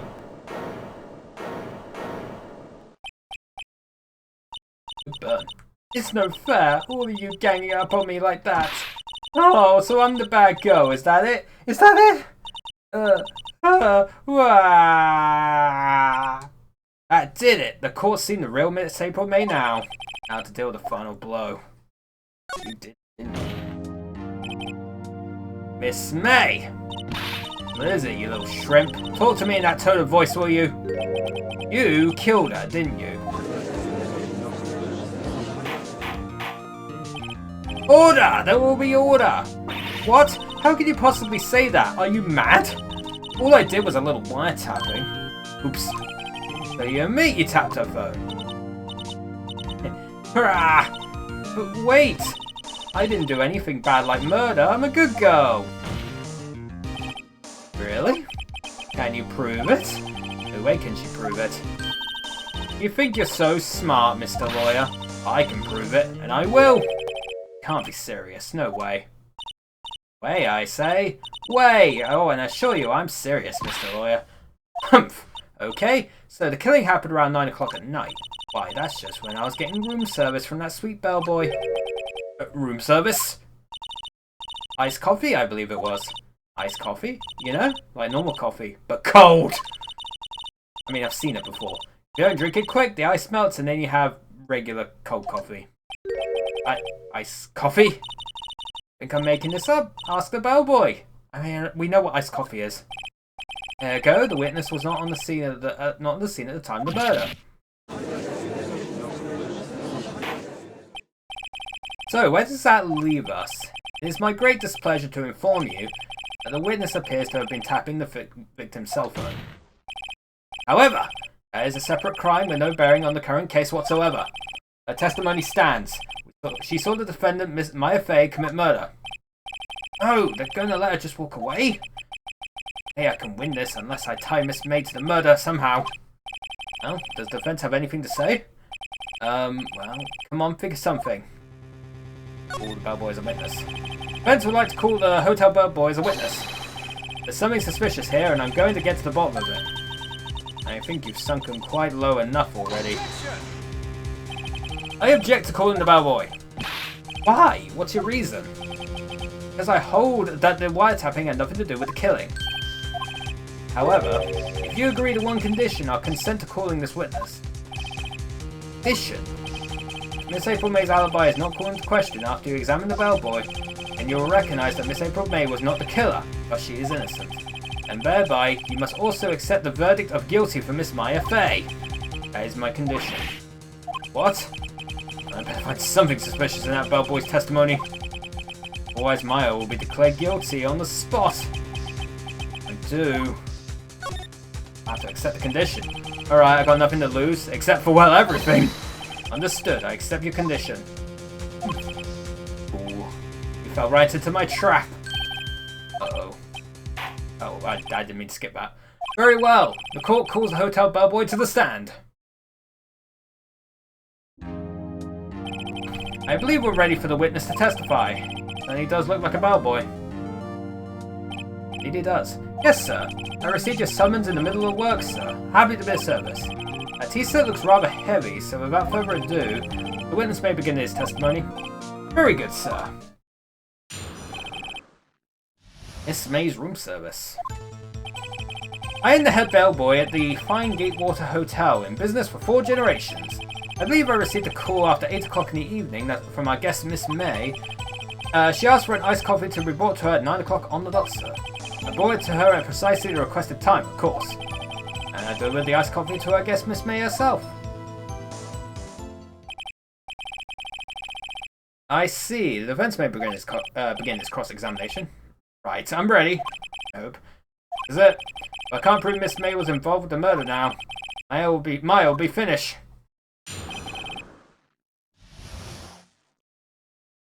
Oh, case 2 is very long compared to case 1. I've forgotten how long this is compared to case 1. Case 1's like so short. I am the head bellboy at the Fine Gatewater Hotel, in business for 4 generations. I believe I received a call after 8 o'clock in the evening from my guest Miss May. She asked for an iced coffee to be brought to her at 9 o'clock on the dot, sir. I brought it to her at precisely requested time, of course. Precisely 9 o'clock then? Precisely. Exactly. Most definitely, sir. 9 o'clock and 9 p.m. There. How can you be so sure? Miss May was quite insistent that it be bought then. Oh, bellboy, tee-hee, I'd like iced coffee exactly 9 o'clock. Something like that, sir. Therefore, I knocked on her door at the crack of 9 o'clock, sir. Why should you be so particular about the time? And I delivered the iced coffee to her guest Miss May herself. Are you sure it was Miss April May herself? Absolutely, sir. Absolutely. Yes, sir. As in, so very absolutely, sir. It's an endearing mannerism of mine. How come you're so very certain? Well, when I bought the room service, sir, I guess, sir, favoured me with an embarrasser, sir. Embarrasser? Is that French for embrace? It's French for kiss, sir, but not a French kiss, sir. More of a peck on the cheek. Why would she have done that? I believe perhaps she was momentarily swayed by my prim demeanour, sir. It was a moment I shall never ever forget, sir. I'm pretty fishy to me. I think our Miss May was up to something and wanted the bellboy to remember her. Oh good, there's nothing there. Is that it? Tusk tusk. Finally, you understand. Bellboy has absolutely no reason to lie. Now, if you have any decency, you will end this rather tedious cross-examination here. It was a bit tedious. The witness may leave the stand. Can't let this happen, can I? Wait, please wait. Yes, does the defense have something to add? One last question. Let me ask one last question. Your Honor, I must object. This charade of justice has gone on long enough. Now, Mr. Edgeworth. Alright, Mr. Wright, I'll give you one more question, that's all. Okay, this is really it now. This is my last chance. What do I ask him about? Tell me about checking. Tell me about when you checked in Miss May. Oh, alright. Very well, sir. My first thought was that she was a beautiful, beautiful person. She's just my type of girl, so it was a disappointment, really. See. Excuse me, what exactly was a disappointment? Well, I am not without charm, sir, but even I'd have little chance of her lover there. Say? What did you say? Rather, quite. Oh boy, tell us the truth now. Did Miss May check in with another person? I object! That was objectionable! Objection overruled. The witness will answer the question. Yes, I see. Why did you not mention this in your testimony? Well, sir, you didn't ask. Nice try. That's the sort of thing you're normally supposed to mention. Ah, yes, quite. Indeed. It was the, good barrister there, Mr. Edgeworth, who... He asked me not to mention if I wasn't specifically asked, sir. Fool! Done it. I've won. Miss April May checked into a twin room with a man, correct? Yes, sir. And when you brought them room service, you didn't see that man in the room? That's right, sir. Your Honor, we have just learned of another person involved who may have been the murderer. In light of this new fact, I hold that it's impossible to judge the defendant. Do you agree, Mr. Edgeworth? And who, Mr. Wright, who is this other person? Simple, it was the man with Miss May. The man who checked in with Miss May. Oof. Your Honor! As has been previously revealed, Miss April May was tapping the victim's phone, yet Miss May herself has an alibi at the time of the murder. However, that does not clear the man that was with her. The bellboy saw no one else in the room at the time of the murder.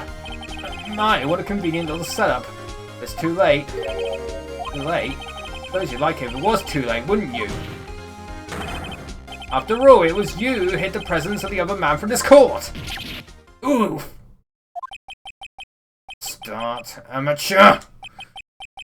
These accusations are ludicrous.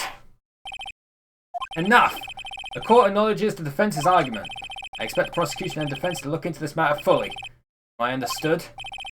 Yes, Your Honor. That is all today for the trial of my affair. Court is adjourned. Hey, we made it through day one. Wow, that didn't last too long. Mr. Wright! You were amazing in there. Really? I think I might be your newest fan. Oh, I was just doing my job, you know. Then again, that other attorney was pretty cool too. Huh? The face of his eyes wide and trembling lips. Shivers up my spine. Say so. So, what happens with me? Do I get to go home now? Well... No, I don't think so. Not yet. Oh, I see. Hey, we got the luck. Well, I got a great lead in today's trial. Alright. Thanks for stopping by. Hopefully you enjoyed lurking. Shut up, Siri! God damn it! I need to turn off Siri on my iPad. God damn it. The lead. A man with Miss May. He's the key. Oh, I get it. What happened to Miss May after that anyway? I heard they arrested her. I guess she's learning her charms won't work everywhere. Probably at the detention center now. I may have to go down there later. Anyway, this case is far from closed. Yes, sir. I'm gonna find out more about this man. Do you think he was the one who? Maybe so. Yes. Don't worry, I'll find him by tomorrow, I promise. I'm counting on you. I asked for a full record of April May's testimony. I thought it might come in handy during the trial tomorrow. Now that I have it, I'm not so sure. This of her testimony was all lies. In fact, there's only one part that hasn't been stricken from the record. I don't know how much good this will do me at all now. Anyway, time to hit the pavement and do some investigating. Maya doesn't belong in that detention center. It's up to me to set her free. To be continued. Hell yeah. Music slaps though. This will save on progress. But first off, I'm going to go get my lunch. And I'm not making lunch. I've already made my lunch. I have something different for lunch today. And it's quite cool. So I'll be back.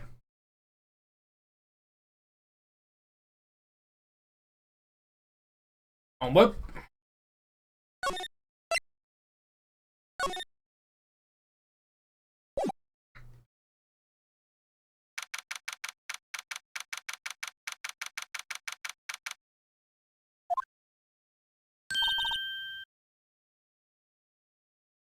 Oh boy. Well, hello!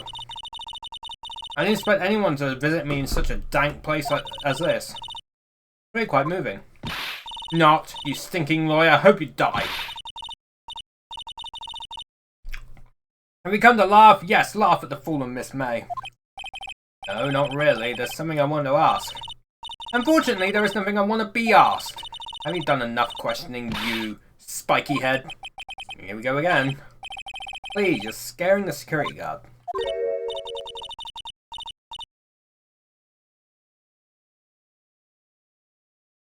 So, what is it you wish to ask of me then, Guys, how did you get to be so totally whacked? The man. About the man who stayed with you in your hotel room. Can you tell me about him? Where is he? Come on. No way, Jose. Maybe we've had something to get her to talk. Why do you place a wiretap on Mia's phone? Aw, when you say it like that, it sounds so cold, so criminal. Tapping people's phones is a crime. Oh, and I suppose you learned that in lawyer school, Creep. Women is impossible to talk to. Hey, why are you so angry?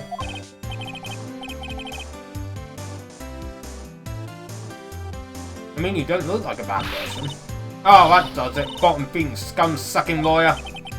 Bottom? I can't tell. Does she have a thing against lawyers or just against me?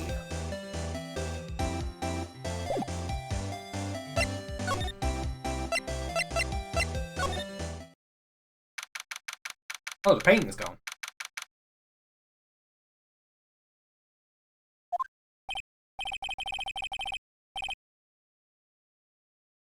Oh, it looks like Grossberg is out today again.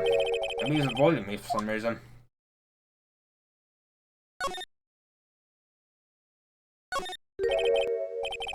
What's this? Old photos? There are two lying here. Something's been written in pencil on the backs. DL6 Incident Exhibit A. DL6 Incident Exhibit B. Let's take a look at these.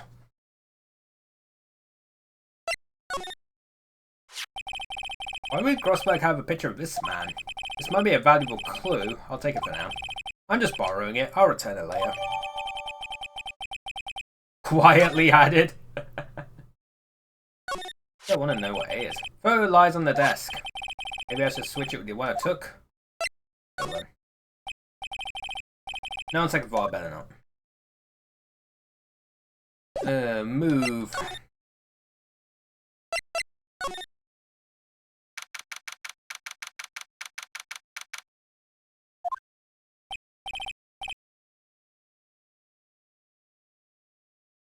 Ah, welcome, sir. Quite the performance today, if I dare say so myself. Oh, thanks. Sorry for putting you on the spot like that. No, not at all, sir. Your efforts today can only help negate what was rep, as they say. Huh? Rep? Yes, our reputation will swell at the hotel where the murderer used a wiretap. You could charge a premium for the room, of course. It'll be great for business, sir. Whoa, whoa! Miss May hasn't even been charged with murder! I too will become famous. Bellboy who brought the murderer iced coffee. Why do I feel like we're both stuck in the same bad dream? What I do is just thinking like, oh, how can I profit from this? Again, like a true capitalist. Man. Hold on a second, chat.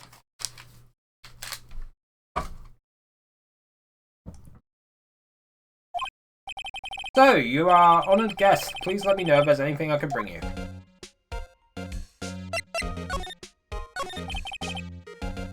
About Miss May. Oh, her? Sir, not to boast, but I knew the moment I saw her. You do it, I said. Do what? I'm starting to think the most suspicious person here is this guy. I wanted to ask you about the man who was with Miss May. Ah, yes. He struck me as a real lady killer, if you pardon the expression. I knew it from the moment I saw him, sir. He and I are of the same ilk. We both carried a scent of danger. There we are in total agreement, Mr. Psycho Bellboy. If you had a photo of that man, I'm quite sure I could identify him. Photo? Hey, guess what? Could you tell me about this hotel? Absolutely. And on that subject, I have an excellent idea, sir. Currently, this hotel is known as the Gate War. I propose that we add a subtitle. A subtitle? Gate War Hotel, Murder Manor. Well, what do you think? Sounds great! Whatever floats your teaser. Was it this guy? Take a look at this photo. That's him, detective. I'm the lawyer. Oh, I know that. I just wanted to say detective once. You know how it is. No, I don't. Without doubt, that is the man who checked in with Miss April May. How about I write an affidavit? Whatever. Swearing that that's him. An affidavit? Guy is way too excited about this. Ah, sure, why not? Yes! I always wanted to write an affidavit, sir. But henceforth, I will be known as the bellboy who swore the affidavit. Just hurry up and write it. No, Miss May can play dumb to this.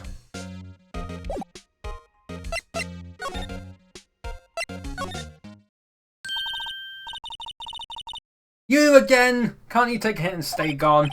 Hey, the only reason I'm back here is because you won't talk to me. Oh, so it's my fault now? You don't just have spiky hair, you also have a spiky heart. Does it? When this case is done, I'm shaving my head. And then he never did. Look at this photograph! Look at this. Look, I said several times, I'm not telling you. Attitude. Aha! Reaction. This is him, isn't it? What? Who? When? Why? It is him. The man who stayed in your hotel room the night of the murder. No, that's not right. Nice try, Mr. Cooperative. You have proof that this was him, Yeah, proof. Show me proof. I'm so close. Yeah, look at this. What's that? The bellboy's affidavit. It tells us everything he saw. Was this the man you checked in with? It was most definitely this guy. Now I'm getting somewhere. This is it, all or nothing. I'm gonna do a little bluff. No use playing dumb, if indeed that's an act. Don't talk, I'm taking this info to the press. What? Even though he should have been witness to murder, your little friend was missing. Well, the press will have a field day with his reputation. Oh, fine, I'll talk. You win, lawyer. Yes! Man, that felt good. Great to be alive. Why are you pumping your fists in the air? Now, tell me about the man you were with. That man, he's my boss. Red White, the president. Red White.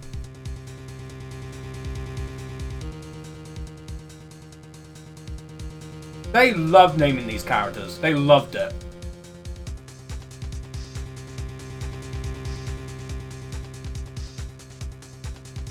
Bruh, his name's Red White and he's the president of Blue Corp. They had a field day naming these people. That's fucking funny.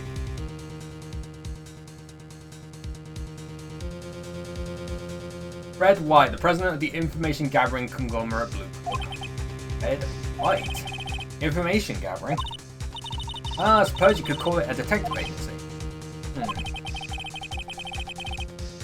Alright, see you around, Warhorse. Thanks for stopping by.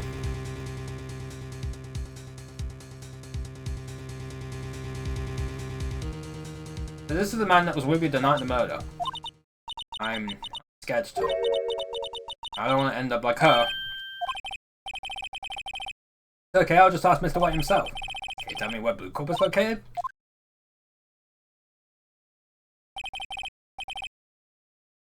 Mr. Red White at last.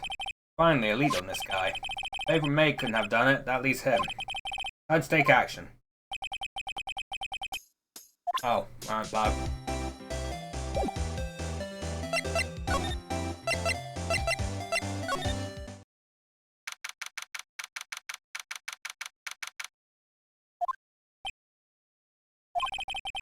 What's with the surreal decor? Welcome! Please furnish me with the title of your personage. What the? Your name! What's your name? I was just inquirably asking the title that you go by. Wright. Phoenix Wright. Terribly? Mr. Wright, is it? Right, I see. Splendiferous! Oh, I love the use of splendiferous. Look at the statue holding like the blue. Perhaps I have intimidated you with my giantesque vocabulary. Where's this guy's problem? I'm Red White, CEO of Blue Corp. You know, corporate expansion official. I don't think that's how CEO is. I don't think that's what CEO means. But sure. My business dealings bring me into contact with the elite of the elite. I'm afraid I'm not used to conversing with the worldly challenged. A fruitcake. Let me guess.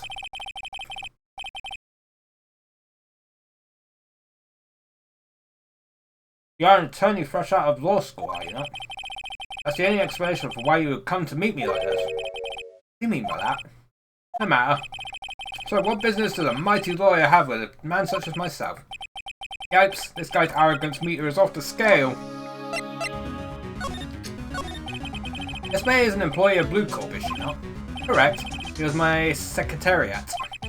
What a shock it was to hear what she has done. She has done? You mean the wiretap? Indeed! She's paid to answer phones. Tapping them is not in her job description.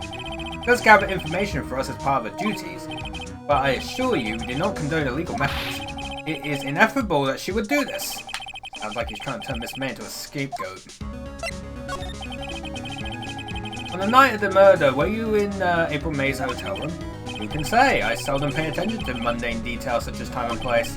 My motto is, don't worry, be happy. Don't worry, be happy. Oh.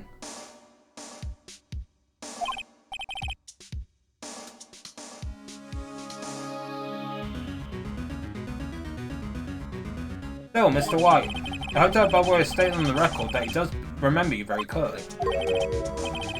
No matter, the bellboy can say what you please, I still won't talk to you. If you want me to speak, put me on the witness stand. Although I doubt you'd be capable of doing that. You raised a good question, actually. Why didn't the prosecution call him as a witness? You should have seen the same thing as April May. Oh ho ho! Police, the courts, to me they are mere toys, playthings for my amusement. What kind of company is Blue Corp anyway? Ah, excellent question. We buy and sell various kinds of information. We are a company of the future. You might say we are the future. Well, information. In just 10 years, I built this business up into the grand office you see now. Ah, in case you were wondering, Blue Corp is named after the color blue.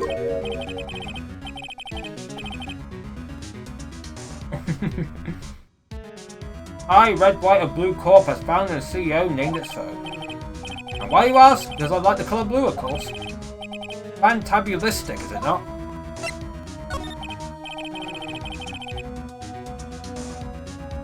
There's something that's been bothering me.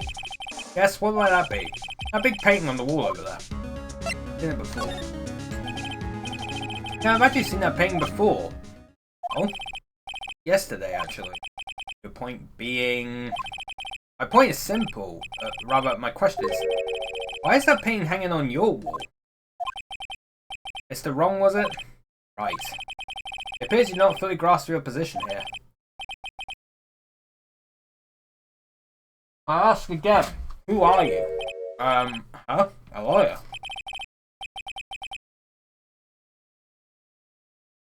No, my feeble friend, a mere lawyer. Worth nothing. Zilch, zippo, nada. Just like that sorry excuse for an attorney, Grody Burger. What? Oof. You punched me. Well, Mr. Lawyer, what will you do, eh? Charge me with assault? Charge away, I welcome it, for it is you who will be found guilty. What? Heed my exposition. The police, the courts, they all do my bidding. So you say. But I wonder, is that kind of control really possible? I don't expect you to understand, it is a world beyond your compensation. You came here from Grody Burgers, I presume. Mr. Grossberg's, yes. So you must ask him, why is it that this painting of his hangs here? Perhaps any will tell you. Perhaps he will explain how a man can live life purely for personal profit. Go now, skedaddle. There is nothing more to discuss. I'm going. Hello, man. Huh? I don't think he's noticed me standing here. Maybe I should clear my throat? Ahem! Jumping Jehoshaphat's! Oh, you. What's wrong? You look so pensive. Like an old man at the end of his days. I'm not senile yet. I was just thinking about this whole mess. Something's really bothering him, that much is clear.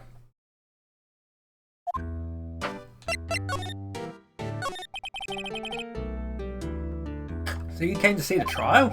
Yes, I did. Something was bothering me all last night. You couldn't get a wink of sleep. Really? What was that? Well, you see, it's just Mia's sister, that poor girl.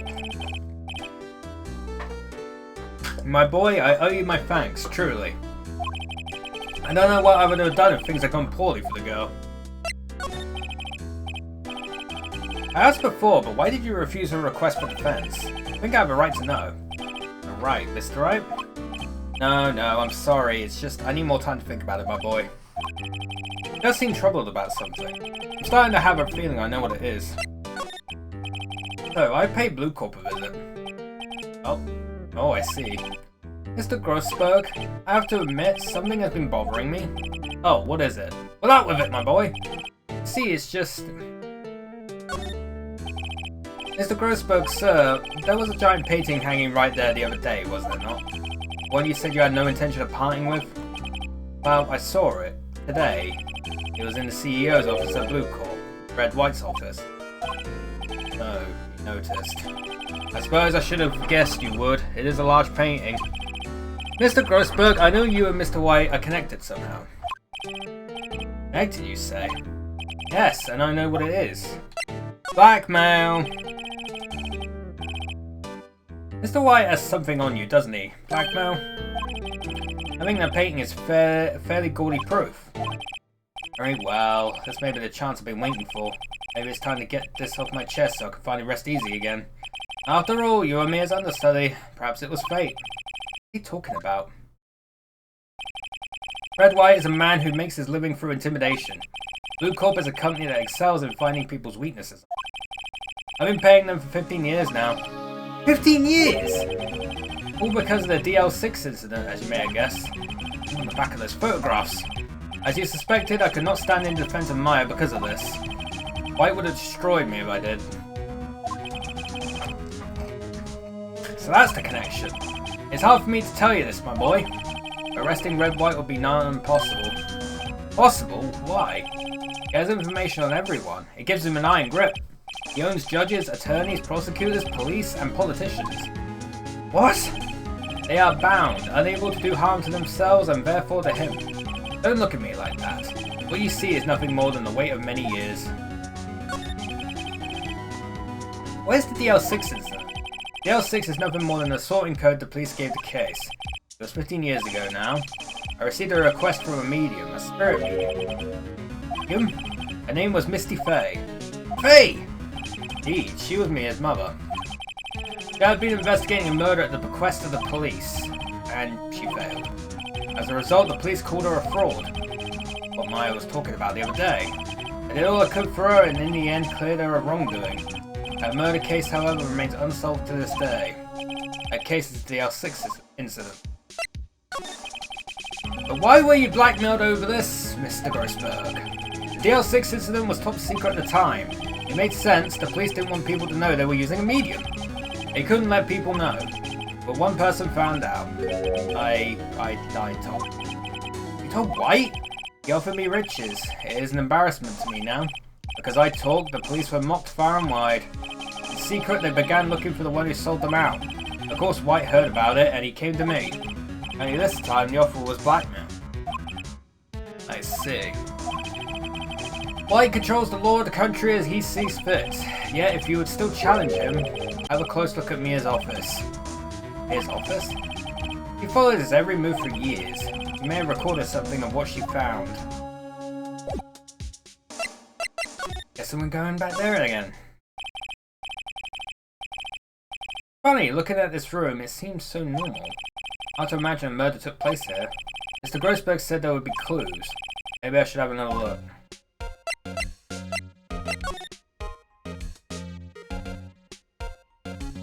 Yeah. Mia's desk, perfectly clean as always. The only thing that's missing is Mia. All the cases the chief ever worked on are filed here. They're in alphabetical order. Let's take a look. Which file should I look at? Let's see, J through S. Not much in here. Maybe I just skim some of this? Skim. Well, no harm in flipping through a bit, I guess. Biggest part's here at the end of this. Suicide? Ew. There's a collection of suicide reports. Politicians, policemen. Writing on most of these in pencil. White? This is Mia's handwriting. Wait, I get it! Mia thought he was involved in these suicides. I drove them all to... We can use these newspaper clippings. Let's find the most disturbing one. There we go. Now I've got to go back to frickin' Blue Corp again. Well, aren't you persistent? Sorry, but there's something I have to ask you. Mr. Lawyer, I really hate having to repeat myself, but it seems the messages not yet penetrate your thick skull. Stop bothering me. If my patience further, I fear a nasty accident may occur. Do I make myself clear? Alright.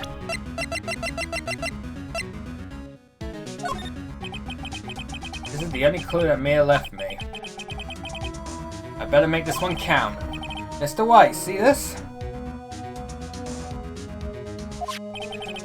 It's an article describing the suicide of a politician. He was embezzling secret government funds. Then one day, word got leaked to the press. The very next day, he took his own life.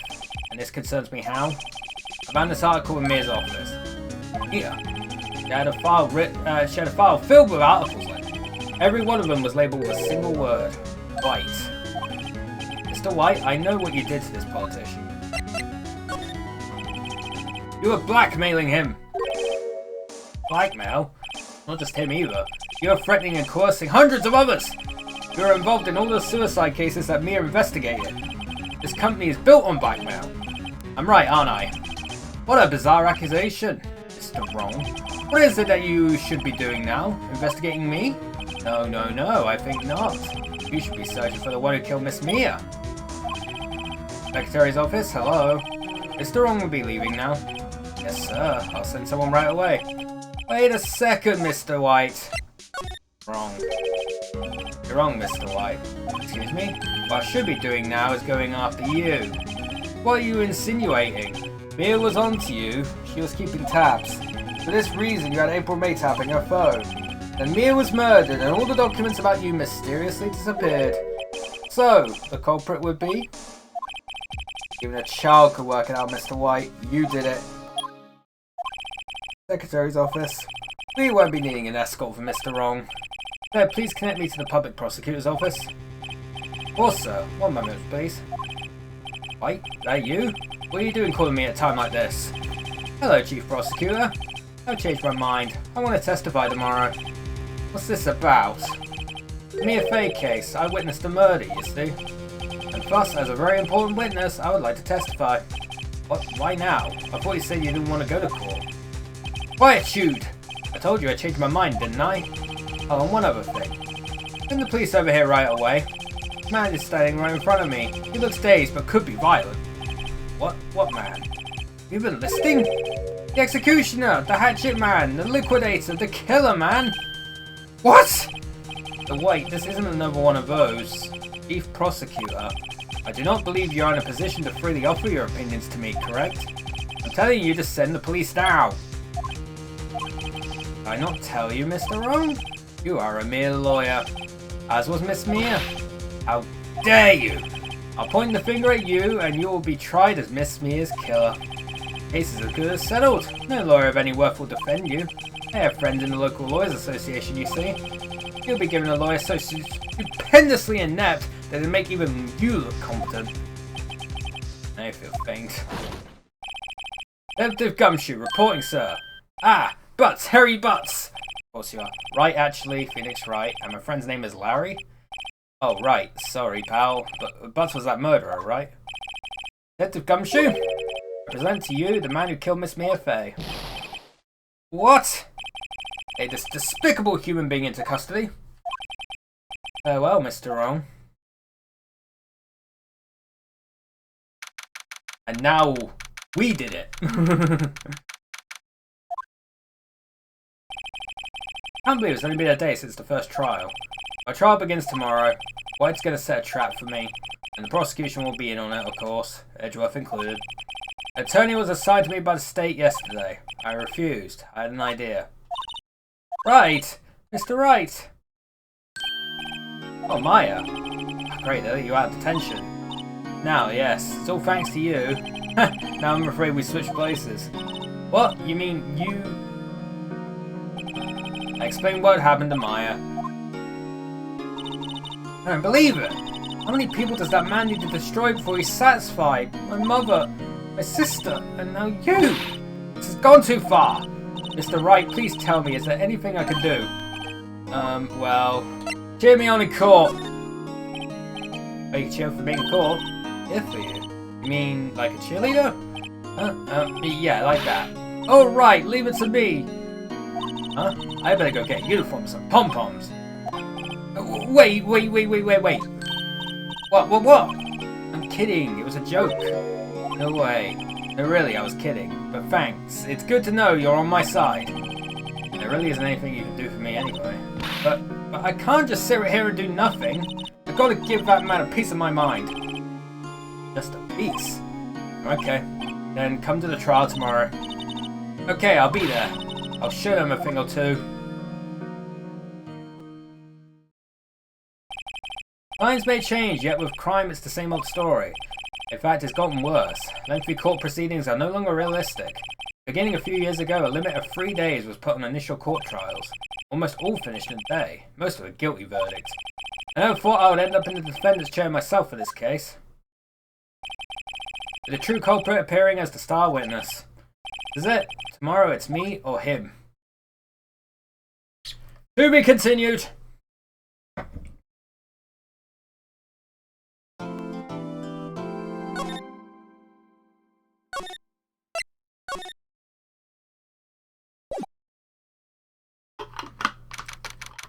September 9th. Here we go again. Well, I guess this is it. Yeah, one way or another, this case gets decided today. Oh, Phoenix, look! Prosecutor Edgeworth. I received a call from the Chief Prosecutor's office yesterday. I was told that whatever Mr. White says today will be the absolute truth. No matter how you try to attack his testimony, if I raise an objection, I have it on good faith that the judge will listen to me.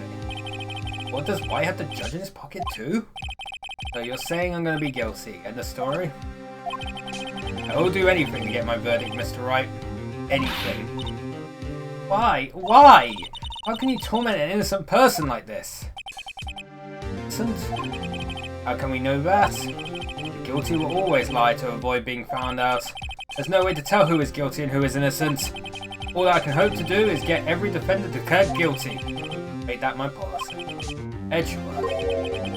Changed. Phoenix, you know him? Don't expect any special treatment, Phoenix, right? Phoenix? Well, court will be starting soon. What? But wait! The defense attorney isn't even here yet. They're not... I'll be defending myself. What? That's what I do all the time. I defend myself for all my giant horse crimes. Okay, let's do this.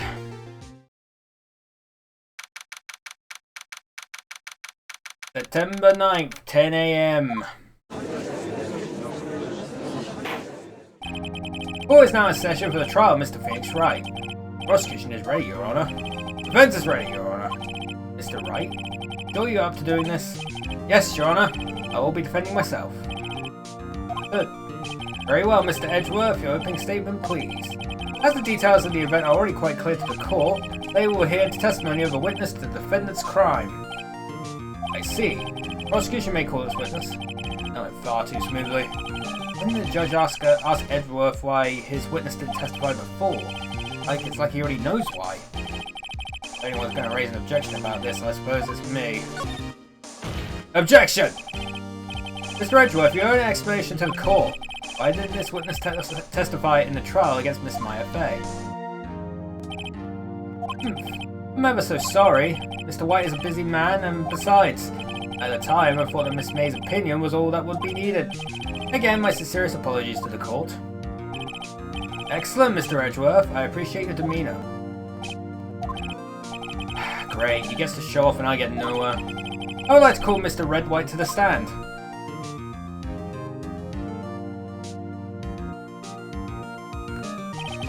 Please state your full name. You wish to know the title of my personage? Oh, show off. Your name? Yes, that is what I said. Oh dear, do my locutions confuse? Name! These two are great together. My name is Red White, but my friends call me Blanco Nino. I am the CEO, or to use a more common term, the president of Bucol. Did you know the victim, Miss Mia Fey? That would be a negatory. No, I did not. You were at the Gatewater Hotel the night of the murder? Correct. And you witnessed the murder from there. Why tell you what you already know?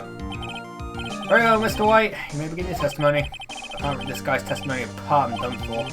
I always feel like it's the end of the world and I'm the last man standing. Ho ho ho! Stop showing off. I hope you have made your peace with God, Mr. Lawyer. Let him have it, Phoenix.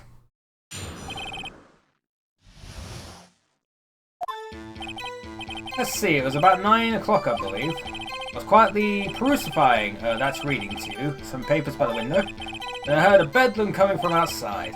Surprised, I turned to look at the building across the way. But then I saw him, a spiky-haired man attacking a woman with long hair. Needless to say, that man was none other than you, Mr. Lawyer. I called Miss May over at once. She too was flabbergasted. Victim, she ran away, but you gave chase! Finally, there was a terrible impaction. Then it was all over. Things occurred as you testified, and I'm afraid the defendant is guilty. Very well, defendant.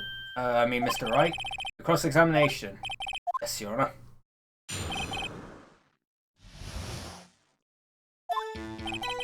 Bum, bum, bum, bum, bum, bum, bum. Hold it! Can you be a little more detailed about that? I think it's worth knowing exactly what happened. Of course! Comprende, I understand. The victim was attacked by you and ran to the left. You gave chase and struck her down. You sure? As you know, I'm always absolutely perfect. Perhaps you could change your testimony to reflect this new detail.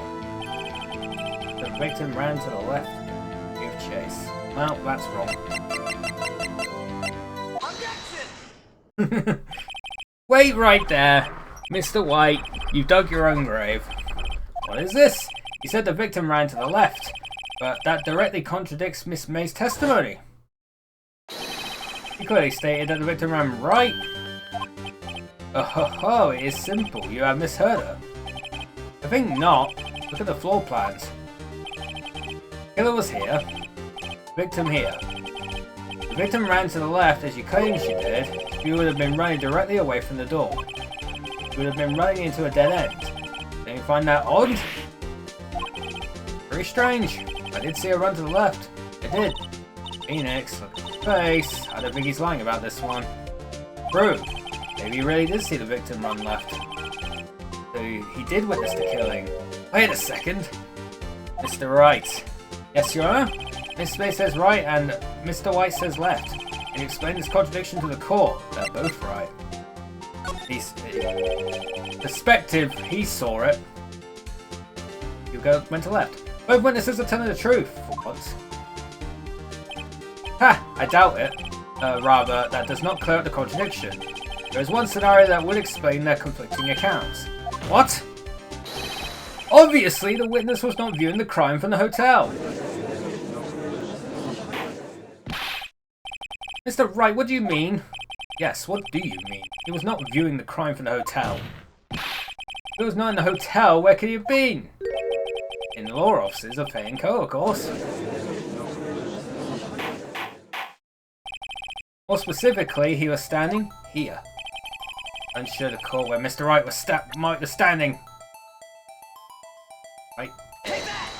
Hit it. This is where he was. Look. When the victim ran for the door, if he was watching from this point, to him it would appear that she ran to the left. Please, this is no time for jokes in ill taste. That is where the killer was standing. That's the point, you fool. Order! I will have order. Anyone disturbing the order of this courtroom will be held in contempt. Mr. Wright, what are you suggesting? Rapscallion! The postulations of the defense are a distortion of the truth, Your Honor. Indeed, they do seem a bit far-fetched. Oh! You provide us with so much entertainment, Mr. Lawyer. Ow, he's laughing? Hilarity at the moment made me remember something. It appears I may have been unclear, and for this I apologize. Mr. Your Honor, may I be allowed to testify once more? Very well, let's hear your advice testimony. Good luck, you can't fix a broken testimony, buddy.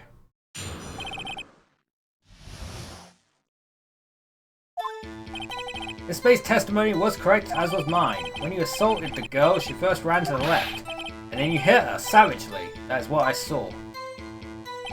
Next, with the last of her strength, she ran to the right. You chased her and delivered the final blow. That is what Miss May saw. You see, you hit her twice. Oh, that's incorrect. Don't you remember, Mr. Lawyer? Wow, fucking idiot. God damn it, Siri! Fucking Siri, man! It will not shut up.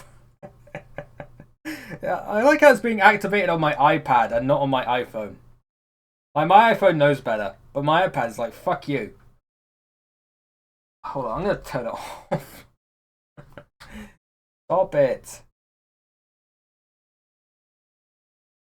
I need to turn it off.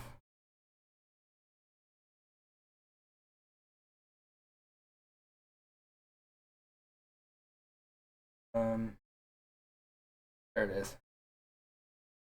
Yeah, don't do that. Don't listen for that now. Oh god, mad. That does seem to make sense. Will you be cross-examining the witness's testimony? You bet I will. I mean, yes, Your Honor. I did not hit her! I didn't even hit her twice. Not even once.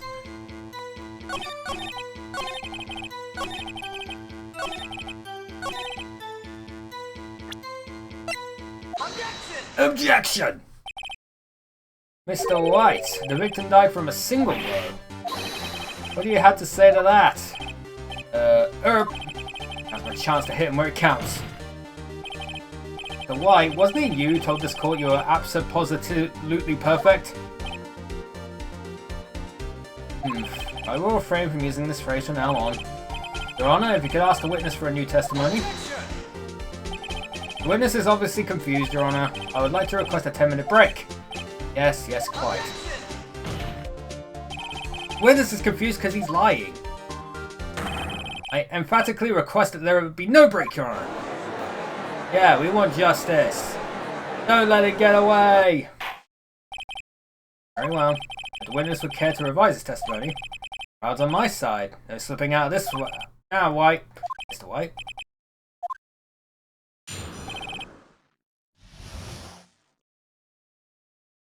Two accounts. Well, see, I looked at that other window when I heard that thing fall. Then the next moment, I saw Miss Mia run to the left. Killer, you attacked her, but she dodged. And turned and ran for the door. And he hit her in with a single blow. Thwap! Thwap indeed. Very well, you may begin the cross-examination. Mr. Your Honor, my stomach, you see, it is hurting. Deal with it. This is almost over. Yeah, I got you on the ropes, buddy. Hold it! You heard that thing fall. What exactly was that thing? Huh? Oh, that? The glass light stand. Oh, right, the one that had fallen over at the scene. Phoenix, something about that strike you was odd. They're very odd. Yeah, that is odd. I'll press further. Mr. White? Huh? What? You're saying you saw the glass light stand? Yes. Then change your testimony to reflect that. Oh, sorry, my bad. Witness will revise his testimony. Okay, of course. Light stand was lying on the floor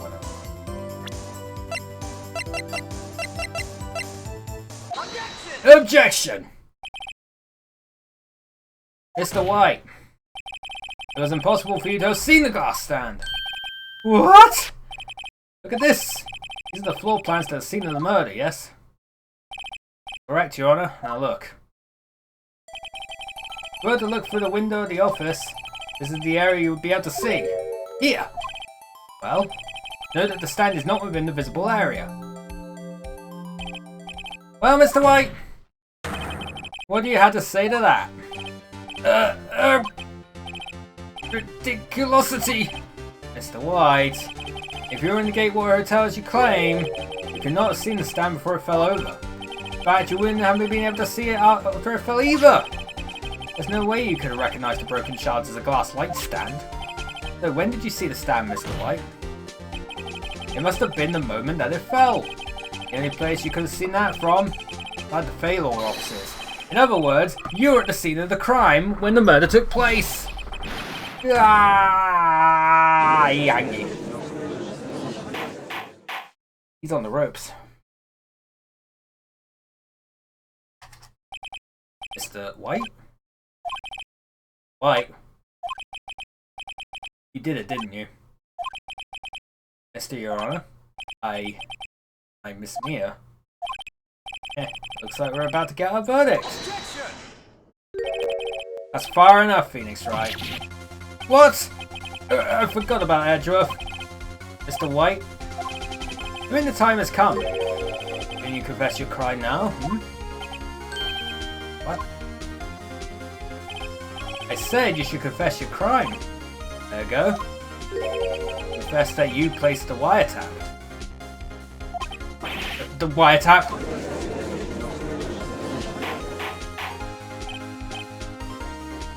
Order! Order! Mr. Edgeworth, explain to the court what you mean by this. Distinguished members of the court, Mr. White is slightly confused. Allow me to explain. I really don't like the way this is headed. As you know, Mr. White is the CEO of Blue Corp. He ordered his secretary, Miss April May, to tap the law offices of Miss Faye. What does that have to do? Your Honor, the question is, when was the wiretap placed in the office and by who? No, you wouldn't! White, in order to place the wiretap, you entered Miss Faye's office. Is that correct? Correct! You are most correct, Miles. Give me a break. Yes, in order to place the wiretap, I breached the Faye & Co. law office. That is when I saw that accursed light stand. Now I'm confused. Please explain to the court what all this means, Mr. Edgeworth. Gladly, Your Honor. Mr. Phoenix Wright has made his position quite clear.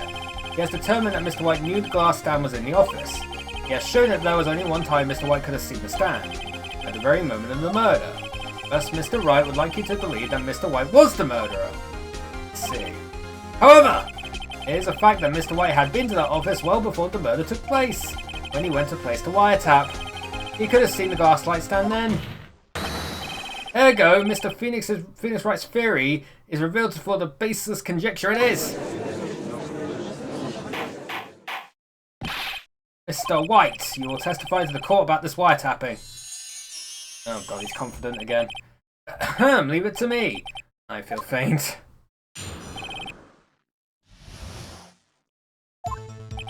It was the beginning of September, the week before the murder. I had entered the Fay & Co. law offices. Of course, I had done so to place the wiretap, as when I saw this glass light stand. So you saw the stand before the night of the incident. This is how you were able to identify what had fallen over, by the sound? Correct! That is right. I see. Very well, Mr. Wright. You may cross-examine. What am I supposed to do now? Good luck, Phoenix.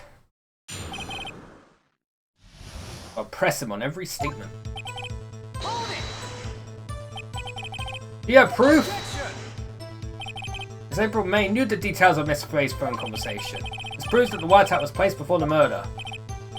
Right.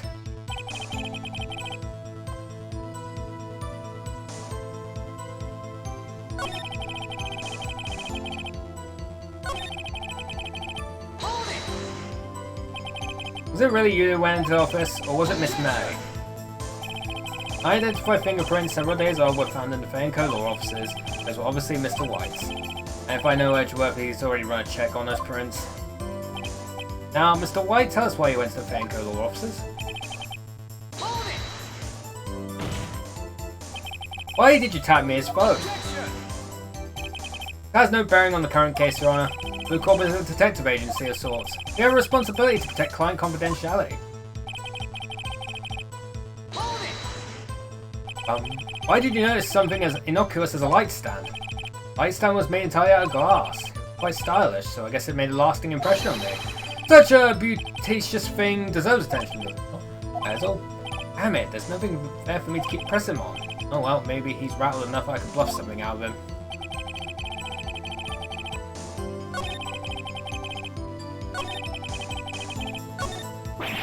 Uh-oh, don't tell me I run out of ammo. Tusk tusk, I'm afraid that's as far as you go, Mr. Wright. Time has come for you to admit your defeat. Or honorably. Oh, I can't take this anymore. Right? Are you giving up? Yes, Your Honor. Phoenix! Phoenix, over here. Her voice. Mia? Never give up, Phoenix. Mia! Okay, why is she there? What has happened? Where am I? Waiting lobby. What happened? Oh, right. I lost the trial. I was hallucinating. Ah, you're fine. Good, you're finally awake. Did the Skyrim thing. Well, Skyrim did it. Ah, good, you're finally awake. Jack!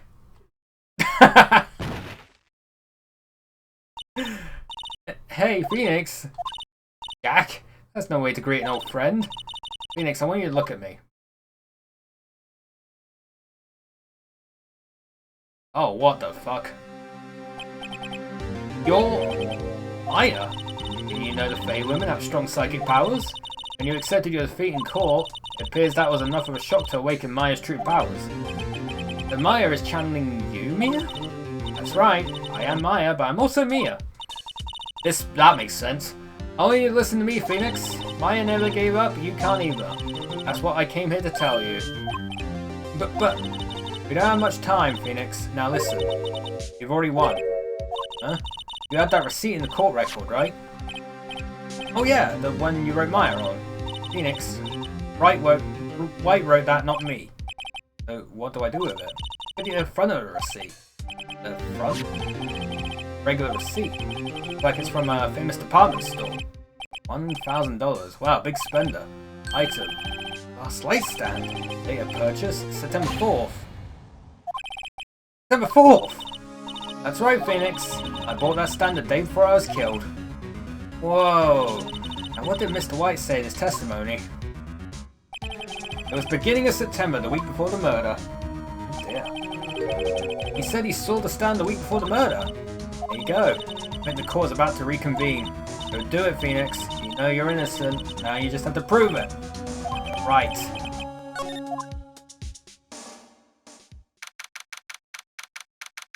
Time to win.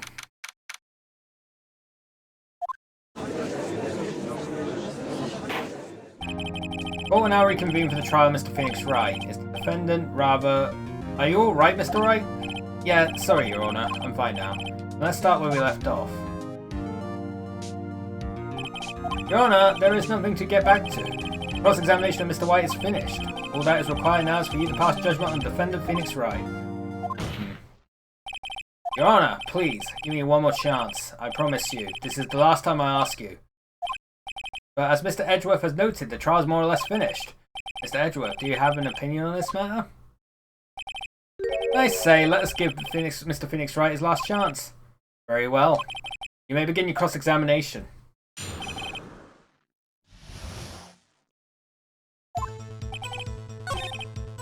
The receipt! Objection! Objection! Look closely at this. See the word Maya written in blood? Waha! You're grasping. I think not. Look at the other side of the receipt. The other side. Your Honor, can you tell the court what is written on the other side of that receipt? Well, the gas light stand. The day of purchase. Like, that's the day before the murder. You see, Mr. White, when you allegedly entered Fay and Co. law offices at the beginning of September, the stand could not have been there. Ah! Oh my god. That's some aggressive screaming. The controller vibrates as well. It's quite cool. Well, Mr. White, can't get out of this one, can you? No. Possible. Uh-oh, he's losing it.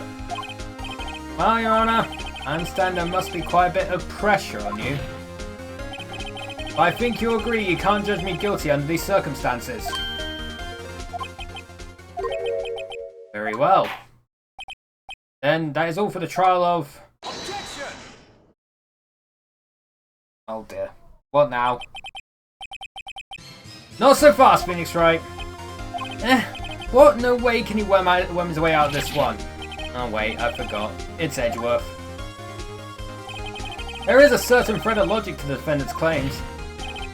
However, there is no concrete proof that Phoenix Wright is innocent. There you go. I would like to request one more day before Phoenix Wright is granted his freedom. I need time to make one more inquiry to this matter. Another inquiry? This isn't going to be another one of those updated autopsy reports. This guy just makes up evidence as he pleases. Bad. We're objecting. Mr. White's guilt is obvious. There is no need to prolong this trial any further. Well, Mr. Edgeworth? If anyone's going to call Mr. White to trial, it would be me, the prosecution. I need a day to ascertain whether these new claims have any basis in factual evidence. Let's see. Objection denied. What? Completion of the trial of Mr. Phoenix Wright will be postponed until tomorrow. No, there's no telling what will happen if I can't end this now. It was sure to come up with, or just make up something. After Mia showed up to help me and all. Mr. Your Honor, may I go home? Of course, thank you for your time. Yeah! The witness will stay. Mia? Phoenix, read this note out loud. Yeah? What's this? Here's man. Your Honor, if I may. You're quite persistent today, Mr. Wright. You bet I am. My life is riding on this one. I have something I would like to read to the court. Take that! The memo Mia had given me was a list of names. Many of them sounded strangely familiar. People in finance, famous celebrities. That's when it happened. Stop! Desist! Halt! Please stop! Make him stop! How? How did you get that list? Mr. White, admit your guilt right here, right now. Or else this list will be released to the press.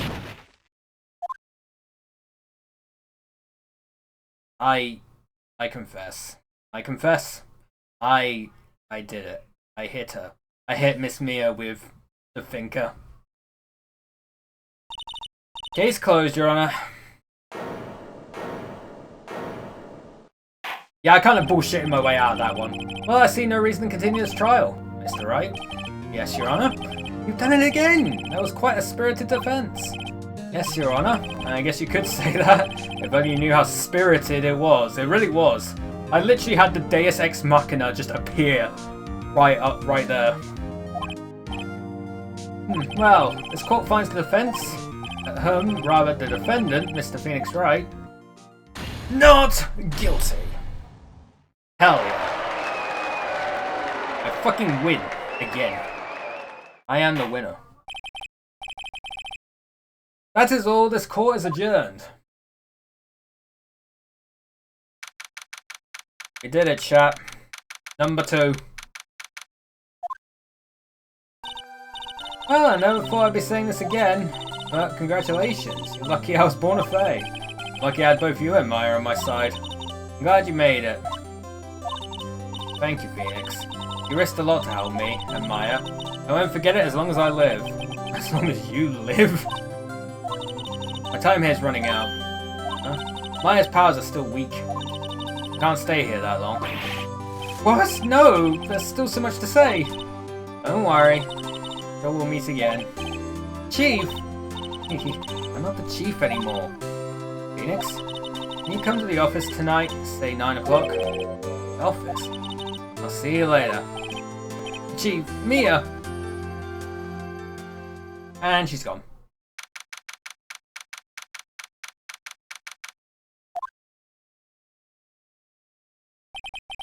Being here, it's hard not to think about that night. You came? Yeah. I was kind of worried you might not. Uh-huh, of course I came. Well then, I'm pretty hungry. How about a burger? Yeah? You should see your face. Mia? What are you talking about? It's me, Maya. Maya? What, did I look like my sister? Look like you were her! I might be able to use that. Oh, Phoenix, go to the store and buy me lunch, would you? Maya, why are you here? Because of this! See? Mia wrote me a letter. Take care of Phoenix for me. Take care of... Huh? It means the office. This office. Someone has to help with the new Wright & Co. law offices, right? And who better than me? Maya Faye reporting for duty. Wait, no. On second thought, let's make this casual. Yo, Nick. Maya here, ready to get down to business. You don't mind me calling you Nick, don't you? It's a great name. Mia said that's what your friend Larry calls it. Nick? You know what this means? We're partners. Not in that sort of way, you're kind of young. You know, when I think about it, it is Maya's fault I'm here now. But if it wasn't for her, I'd probably be in jail. Wright & Co. law offices. Got a good ring to it. Yeah! Thanks, Maya.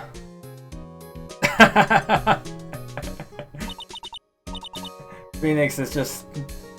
He's seen some shit and he's still seeing shit. That expression is great. Good luck, Phoenix. I'll always be here, watching. No, don't say that. Don't say that when you're a ghost. Don't say that. That just sounds creepy. You're literally haunting me. Stop. Dang, Phoenix Wright actually beat Nick from Left 4 Dead 2. Hell yeah. It's all connected to Saturday's stream, I guess.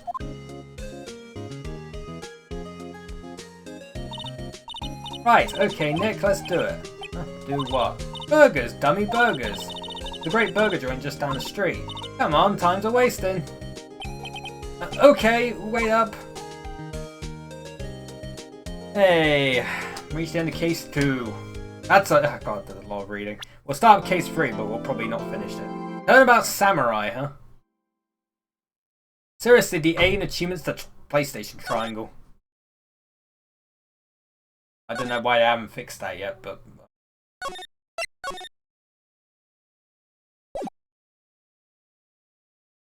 Grah! You have disgraced me for the last time, still Samurai. The pale moon in the sky cries for your blood.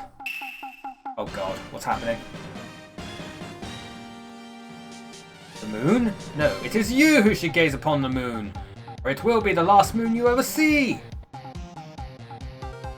What's this jam, though? See you in hell, evil magistrate! Whoa, grah! Warriors' swords gleam and strike in the moonlight. One has fallen, but who? Only the moon knows. Don't miss next week's exciting episode.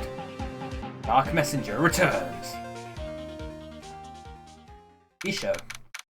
October 14th, 5:31 PM. Wright and Co. Law Offices. That rocked! See you in hell, evil magistrate! Whoa, stop waving that broom around! Oh, Nick, I didn't know you were here. Of course I'm here! What was that surreal show you were watching? What? Nick, you mean you don't know the Steel Samurai? Oh, cool. He's only the most popular TV hero for young people. Young? Like, how young? 10 years old? And what the heck are you doing getting all excited? Hey, I'm only 17. That's 17, see? I'm a teen, not like you, Nick. Hey, don't talk to me like I'm your grandpa or something. I'm only 24 myself. Jesus Christ, I became a lawyer at 24. That's impressive stuff.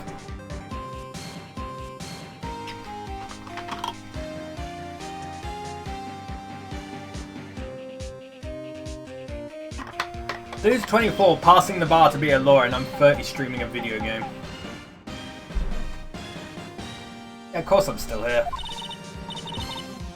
Any sign of Snowy Bug? Not recently, no. Then watch it with me, he's really cool and it's really popular.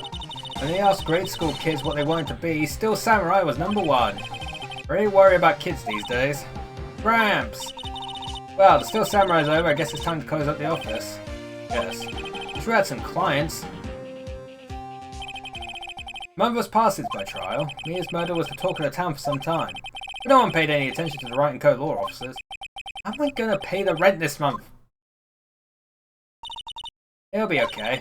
I'm sure some big client is just around the corner. In before it's right around the corner. Felix Wright's bedroom. Oh boy. Bring me blood. Hello? This is Phoenix. Nick! Maya, what? It's still early. It's the Steel Samurai. The Steel Samurai got arrested. Huh? You mean the guy on that show? Yes! They're saying that the Steel Samurai killed a villain. Isn't that what he's supposed to do? Yeah, on TV. I don't even know. No, I mean he actually did it in real life. He skewered a villain with his samurai spear. I have absolutely no idea what you're talking about. Just come to the office quick, please, Nick.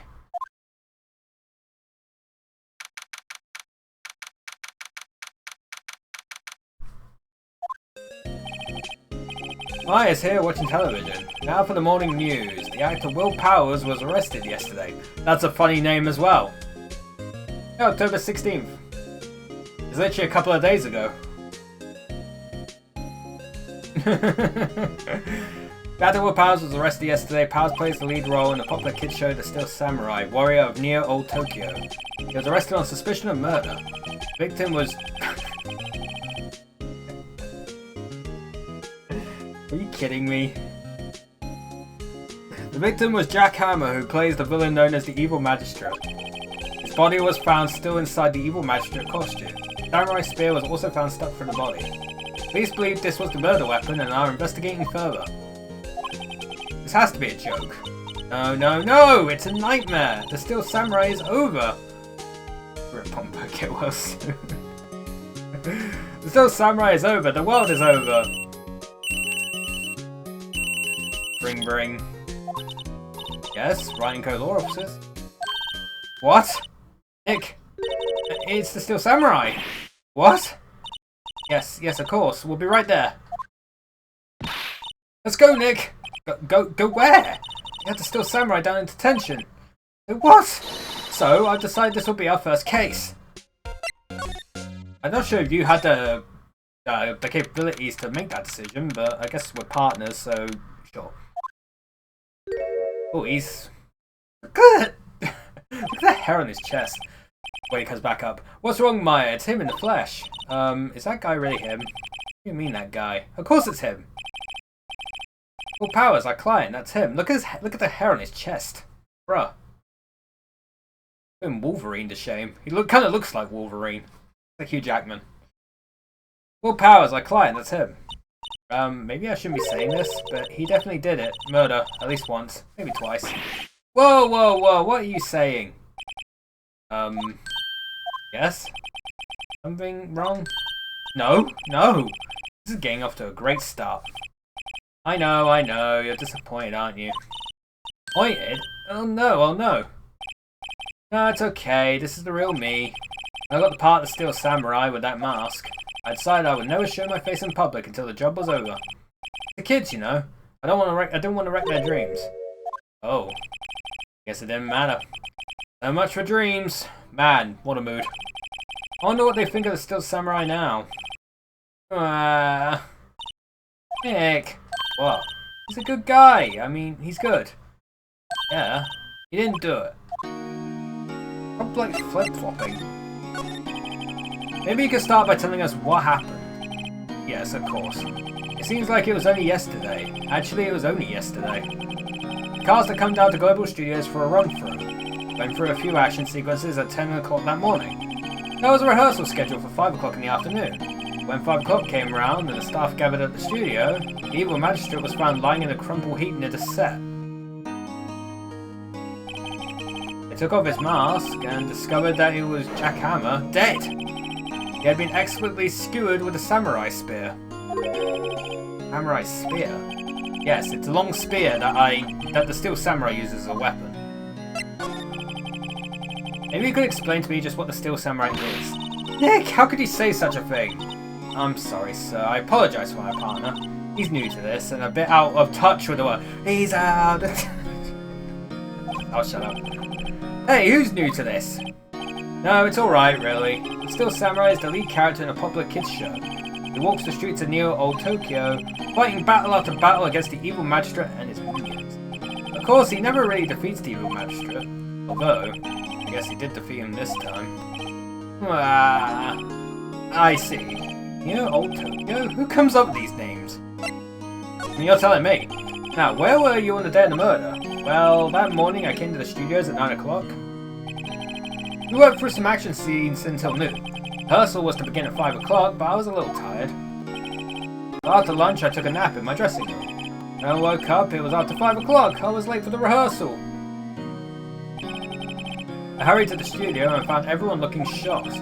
They arrested me on the spot and brought me here. He was sleeping the entire afternoon of the murder? Action hero. What would the kids think? I think I should probably check out the scene of the murder. Right, Global Studios. I'll draw you a map. Wow, Nick, let's go! I'm willing to bet $10 she asked for autographs. To the studio! Back to the studio. Wow, so this is where they make the Steel Samurai show. Awesome! Aren't you excited? Hey, you there! If you want in, you gotta go through me. Sorry. We're, lawyers. Oh yeah? Well, that's great. I'm security. It's my job to make sure that gawkers like you stay out. Gawkers? Gawkers, sightseers, tourists! I know the type. You heard about the incident and came to snoop around. Youths today. Something horrible happens.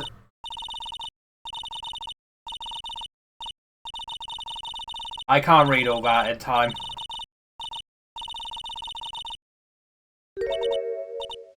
Nick? Did I, see what was just said? That was mad. I guess not. Nick? Will I grow up to be like her? Please say no. I don't know, it's possible. Hey! Listen when you're being spoken to, youths today. Alright, boomer. So what do you do here at the studios? At Global Studios, we make children's dreams come true. In fact, in my younger days. No, you were a star? Only a little twinkle between the stars here, I'm afraid, dearie. Wow. This place has really gone downhill, you know. But 10 years ago, now that was a studio dream. Hammer was a big star back then too. It was. Hammer? Victim, dummy. Evil magistrate. He's been reduced to plain villains now.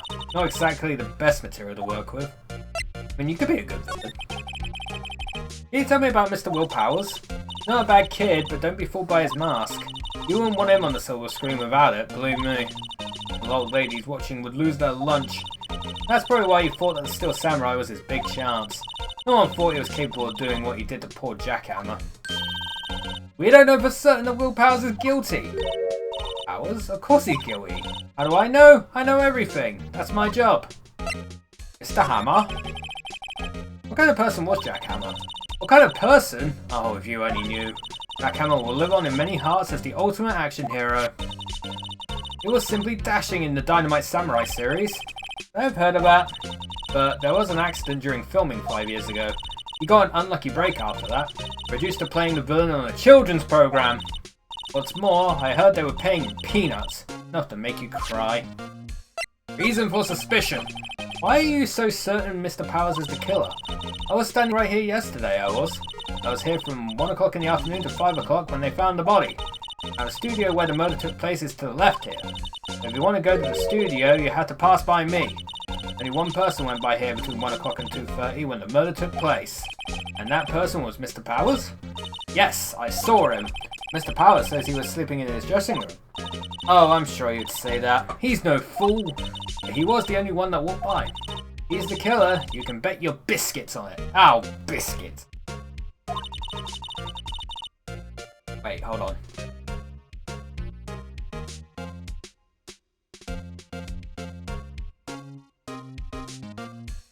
Ow, biscuits. There we go. Had to do it. Isn't it about time for you to be heading home? There's nothing to see here. Move along. I'm actually we're here at Mr. Powers' request. Humph, I thought you were suspicious looking. Show me a letter of request, and maybe I'll just let you in. Lady here thinks she owns this place, obviously. Gotta go back and get a letter. Hello, how was the studio? They all think I did it, don't they? No, not at all. Isn't that right, Nick? Right, not at all. At worst, you're a suspect.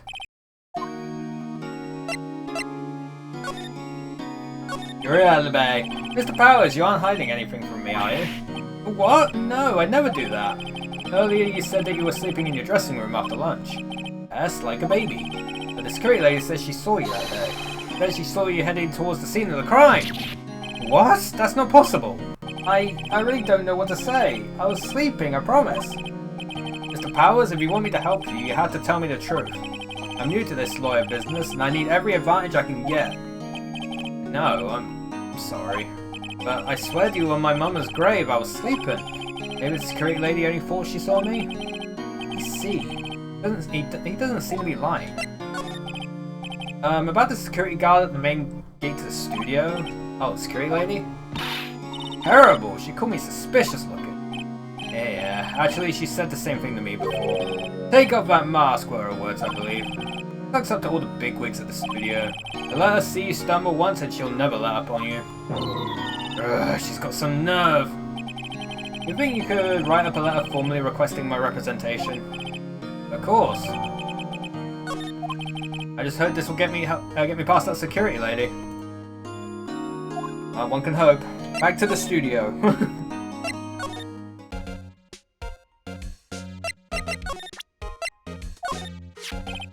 Have a look at this. It's a letter of request from Mr. Powers. Yes, I recognize the bold, childish scrawl.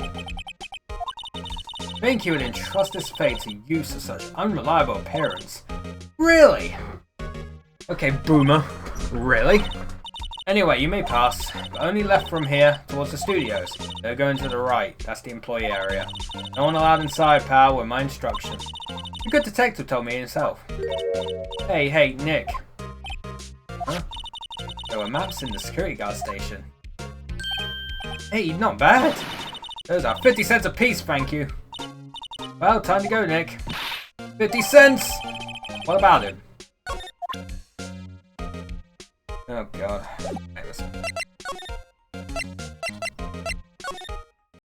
There we go. Oh, God, what the fuck is this?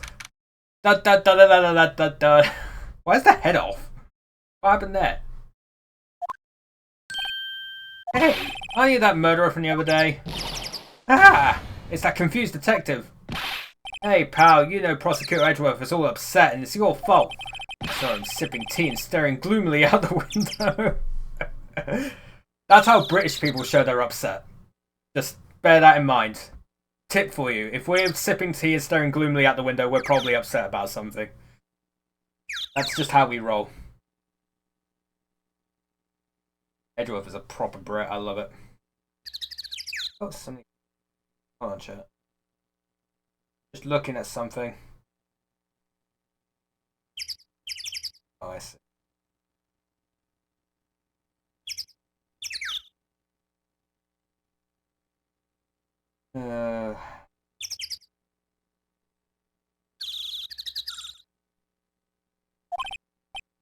So? Hey, when he's depressed, it's all your fault for doing sloppy detective work. Detective? I think you hurt his feelings. Oh, no. I'm sorry. I think his feelings are easily hurt. Alright, pal, it's all my fault. I can blame other people all I want, but I know the truth in my heart. Hey, don't take it so hard. There's always the next case. Yeah, I suppose you're right. Hey, what exactly are you two doing here? Well, we're on this case too, pal. Hey, you can't just go around saying pal like that. That's my endearing character trait. I guess it is. I'd say he's a character, alright. Yep, he is. A video game character. How's your investigation going, detective? Well, it's... Hey, I can't tell you that, pal. Nick. Maybe you need to be a little more indirect with your questions. Right, so, detective, mind if I take a look at what you got? I got the autopsy report, the latest version of your case. Right. Sorry about what happened last time, pal. Pierced through the chest by a spear. Why was Mr. Powers arrested? Simple, pal. The murder took place right over there in Studio 1. Now, the victim entered Studio 1 at approximately 1 PM. At that time, there was no one other than the victim in the studio. According to the autopsy report, the time of death was 2:30 PM. Only one person went to the studio between 1 o'clock and 2:30, and that person was none other than Will Powers. No one else, pal. If you think I'm lying, ask the security lady at the main gate. Nick, if that's true, anyone would think that Powers did it with that kind of evidence. Thanks for cheering me up. Security lady. About the security lady? Oh, that sweet old lady? What a charmer! Huh? Are we talking about the same person? When I showed her my badge, she gave me a donut and some coffee. Remember what Powers said? Sucker for authority. He even gave me a piece of valuable evidence. What? Decisive evidence? What kind of evidence? For that photo. A photo of the still samurai heading towards the scene of the crime. What? Who took that? The camera up on that gate, pal?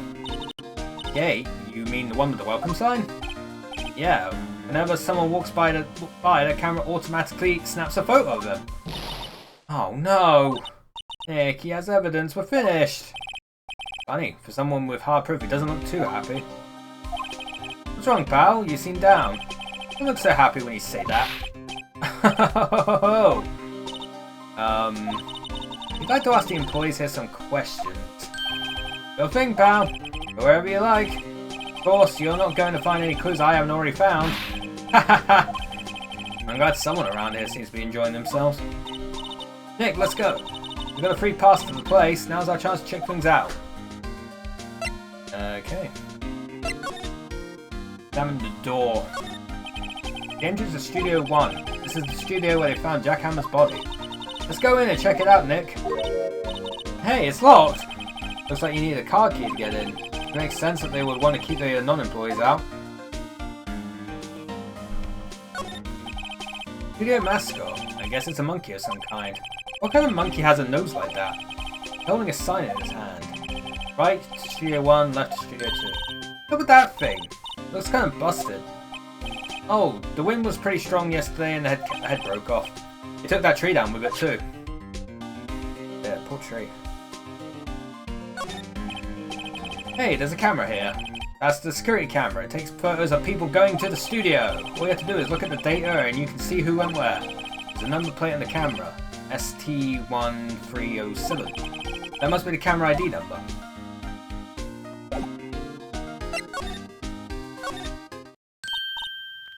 Oh god. Nick, look! A security lady is in the guard station stuffing her face with donuts. Guess all cops look like they're donuts. Yeah, and they're soft enough she doesn't need teeth to chew them. Hey, you! Well, are you satisfied Powers is guilty yet? Ugh! You had to make my life harder by giving that photo to Detective Gumshoe. Why didn't you tell us about the security photo, man? Oh, that? I just thought it would be more thrilling to talk with the detective himself. These things are important, you know. Oh, just to the left from here is the gate with the camera that took the photo. It's my job to check the photos every day, you see. This guard station is in a central position. No matter where you go here, you pass by my station first. That poor Hammer, he went to the studio just before 1 o'clock. The murder happened right around 2:30, see? The only one I seen go through here between 1 and 2:30 was Powers himself. The security camera got a good look at him too. If he's not the one that did it, I don't know who is. Maybe it was you? Yeah, good one, Sonny. Thinks I was joking. Was the victim Mr. Hammer a popular actor? Oh, he was the biggest star in the studio. Was. Past tense? Oh yes, he was great as the bearded samurai. That too, yes. He shone the brightest back in the day. Making a star like him play the evil magistrate, it's a disgrace, I tell you. Hammer took it pretty hard, and who can blame him? About the security camera? Oh yes, the camera. It's automatic. You can tell when someone walks through that gate, see? Then it snaps a photo. Apparently it records the time when it takes a picture too. But I don't bother myself with those details. I just view all the photos on the computer over in the security guard station. I check them every day before going home, I do.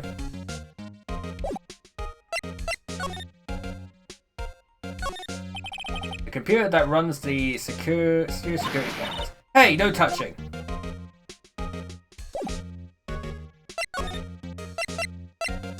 Boy area. Nick, this is where they do all the behind the scenes stuff. Hey look, there's Powers' dressing room. No one's here this soon after the murder, I guess. Let's take a look around. Boy.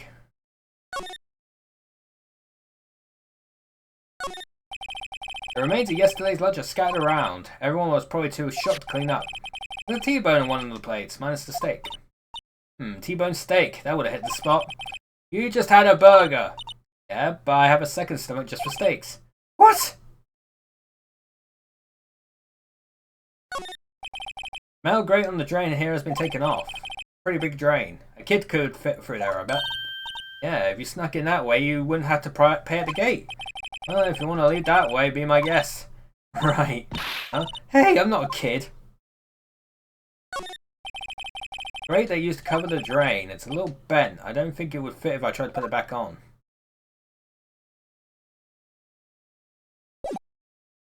To the Well, October 16th, Powers' dressing room. So this is where he was sleeping? Or at least, this is where he claims he was sleeping. No one actually saw him taking a nap here, did they? Right, and there's a picture of him near the crime scene. Hope he's telling the truth, for his sake. Got the new music.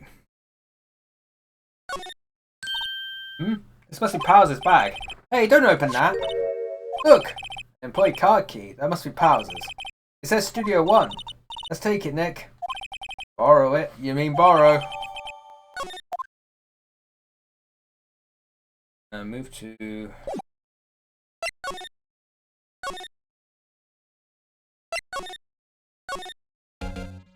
Ba-bum, bum, ba-bum. Oh god, fucking gumshoes just stare.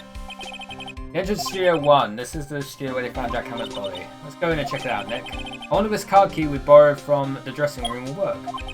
It opened! Alright, we're in. Way too happy for someone visiting a crime scene. Studio 1. That's a ladder. October 16th, Studio 1. What is it? A real quiet all of a sudden. Didn't they give you the shivers, Nick? That white tape, it's surreal. Well, the evil magistrate did die here. Still, samurai killed him. Murder weapon was a samurai spear. Sounds pretty real to me. I gotta examine the ladder for an achievement. Look, a ladder. That's a step ladder. Oh, what's the difference? You need to stop judging things based on narrow-minded cultural assumptions, Nick. Bruh, it's a ladder. I mean, I do kind of agree, but still, that's kind of long-winded to like go, hey, it's a ladder. Right, sorry. This girl is out there.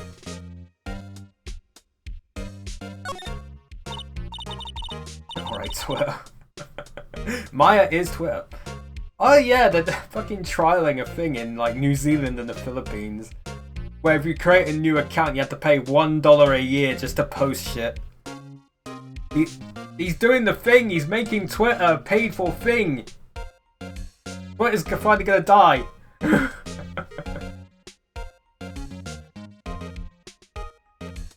You want a Blue Sky invite? I can give you one. I got like 2 spare.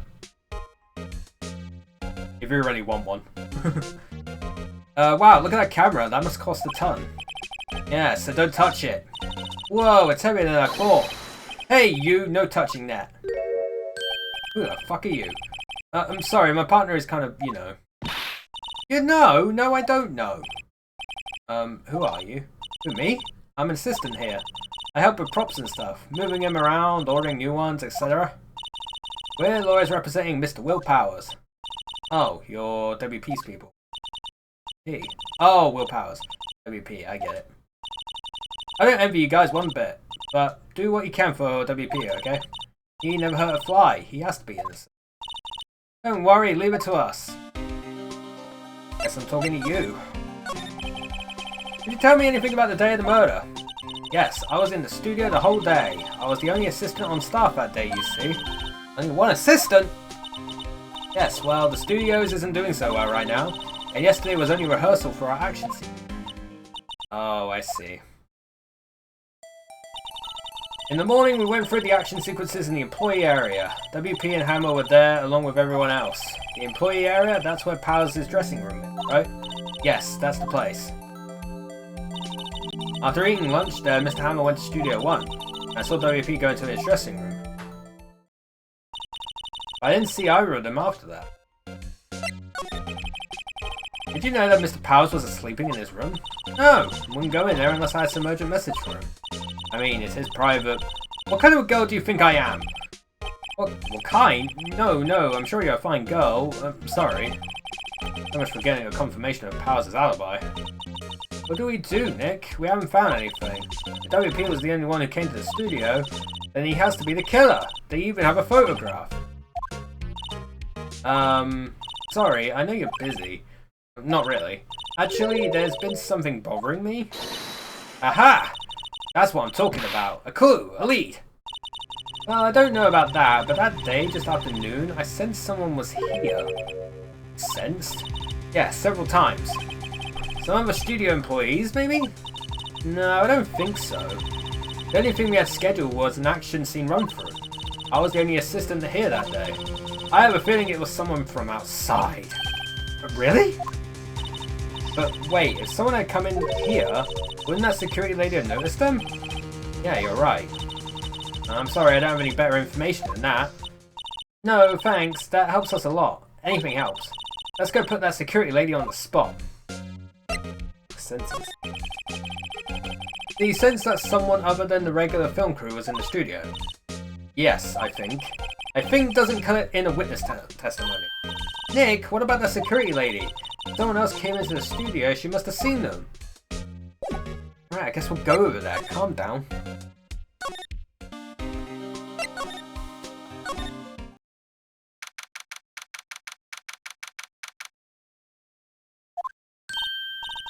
What? You're still here?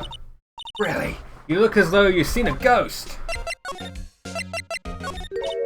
What? I saw that suspicious look on your face. I wanted to ask you again about yesterday. You came here at 1 PM, correct? And yesterday time of Hammer's death was 2:30.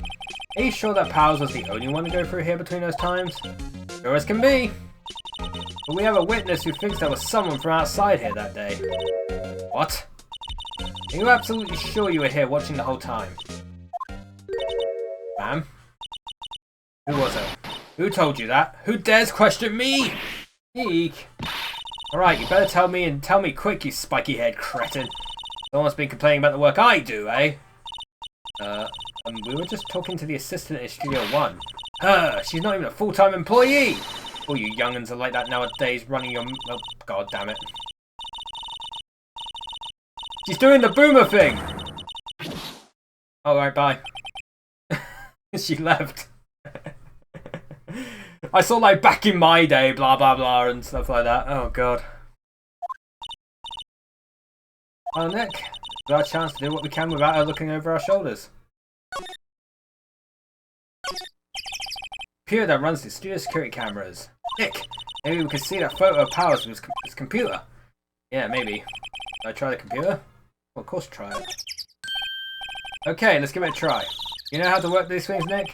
Looks like I just had to enter in a few numbers. Let's see, first I need the date of the murder. Looks like the camera turned on at 1 PM that day. 1 PM, that was when the security lady arrived at the guard station. Please enter the number of the security camera. Number 307. There, entered. Hey, you printed out the data for that day. Let's see what we got. There's someone in costume. Huh? How is this a picture of Will Powers? Well, he is the one who always wears that suit.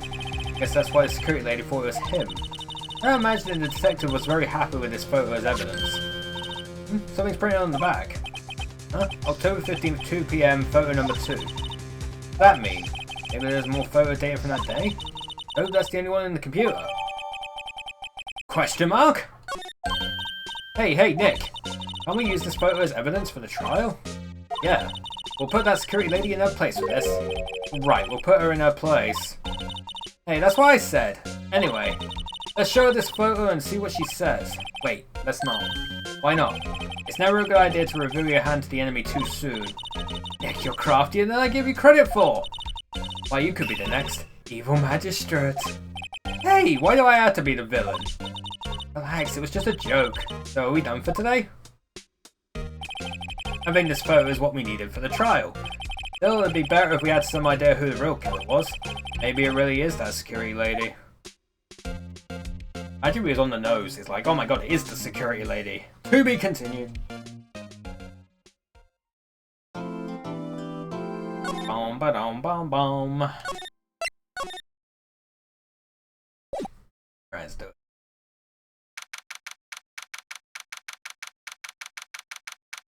October 18th, that's today! Chat, it's today! The trial is actually today, it's happening right now. In fact, well, it's probably happening like a few hours earlier, but still.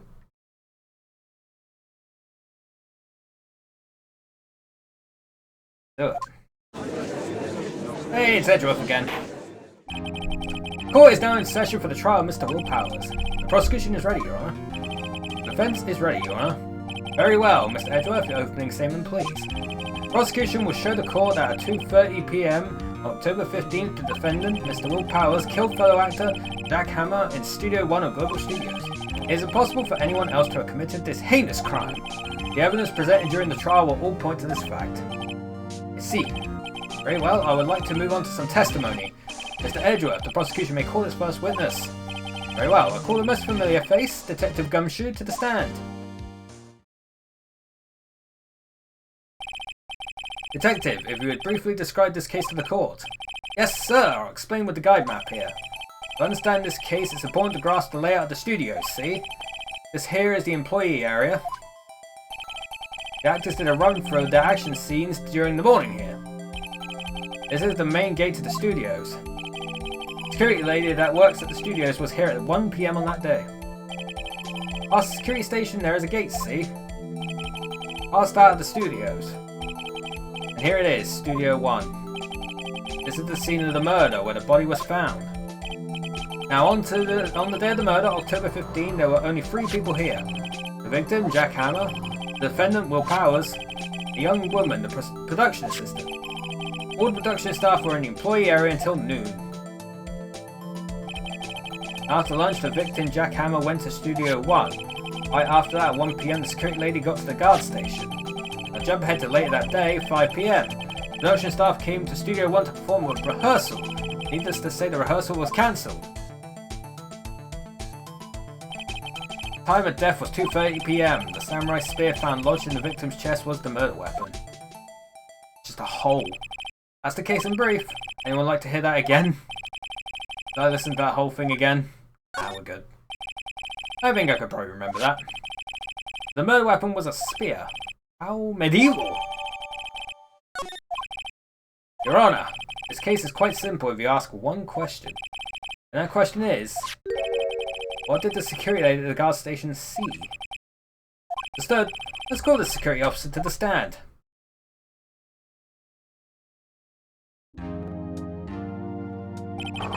Will the witness declare her name? My, aren't you a handsome fellow? Why is that so loud? I'm afraid I'm a bit flustered. Oh god. Your name, please! Oh dearie, no need for you to be embarrassed. Just call me Grandma. Your name, please! Means Edgeworth has a bit of trouble getting his witnesses to say their names. Wendy Oldbag, dearie. So just call me Grandma. Oh god. Oh god, she's doing the even when I was young thing.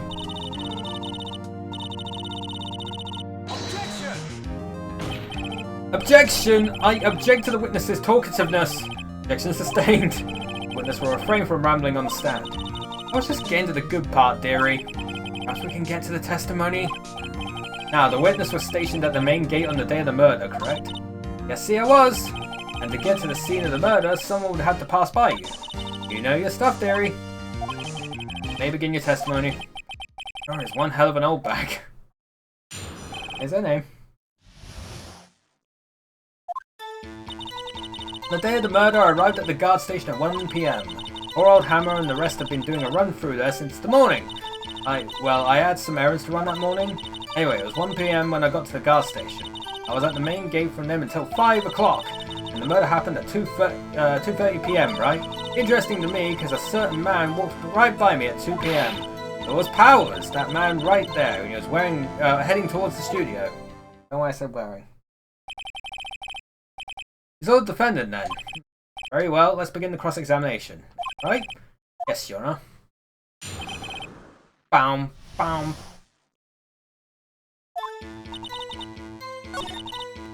I'll go to the end.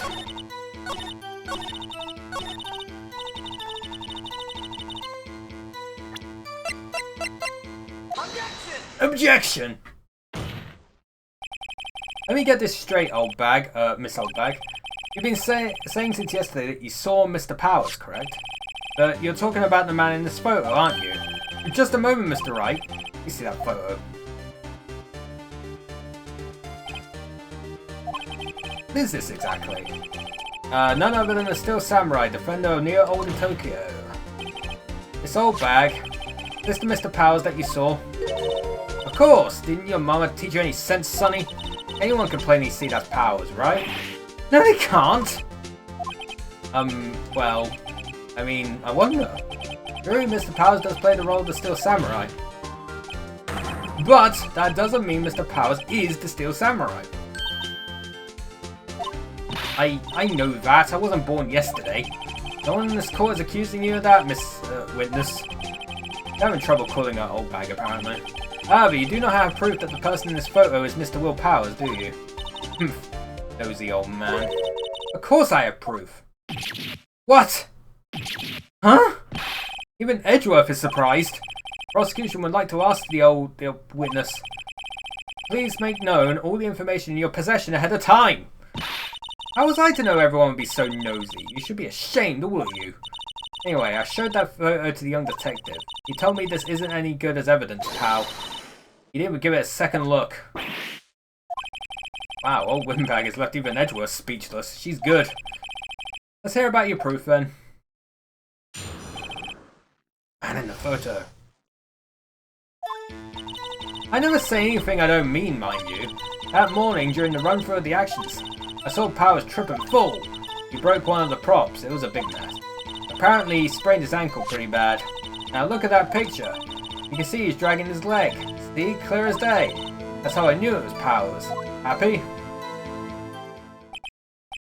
So he had sprained his ankle. Very well, Mr. Wright. You may cross-examine the witness. They'll be hiding something. I'll press her until she squeaks.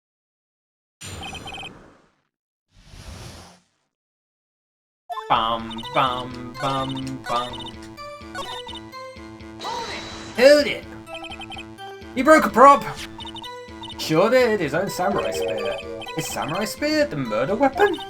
Luckily I was there with my duct tape to fix it. This strikes me as a significant detail. I better write this down in the court record.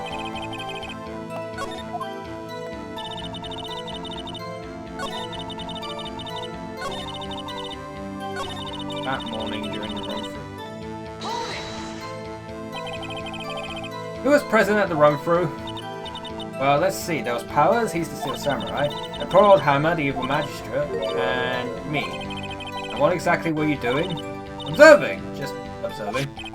What about the assistant? Oh, she was off moving backdrops around and such, so she didn't see the run-through.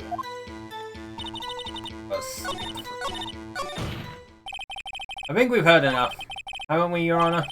Well, there is one thing that bothers me, which is, where is the Steel Samurai costume now?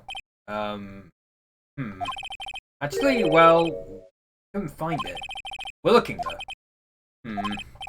Anyway, that's not important. The witness did see the Steel Samurai, yes? It is clear that the person in the Steel Samurai suit was Mr. Will Powers. I suppose that's right. Are you sure, Your Honor? Objection! Hold it right there. We keep talking possibilities, but we have to agree that this photo shows the Steel Samurai. Nowhere in this photo can we see Mr. Will Powers. The fence has a point. I also wonder if someone else not caught on camera could have killed Mr. Hammer. We have to consider that possibility also.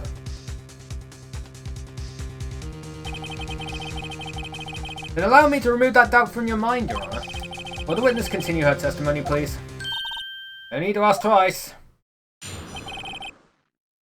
This account continued. Time of poor Hammer's death was 2:30 PM, true? The only person I saw go to the studio before them was Will Powers. No one else went there. If they had, I would have seen them.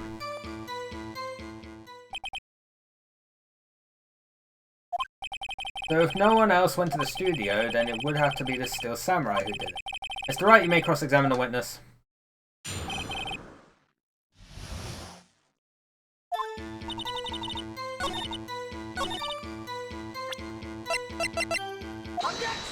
Present the photo again.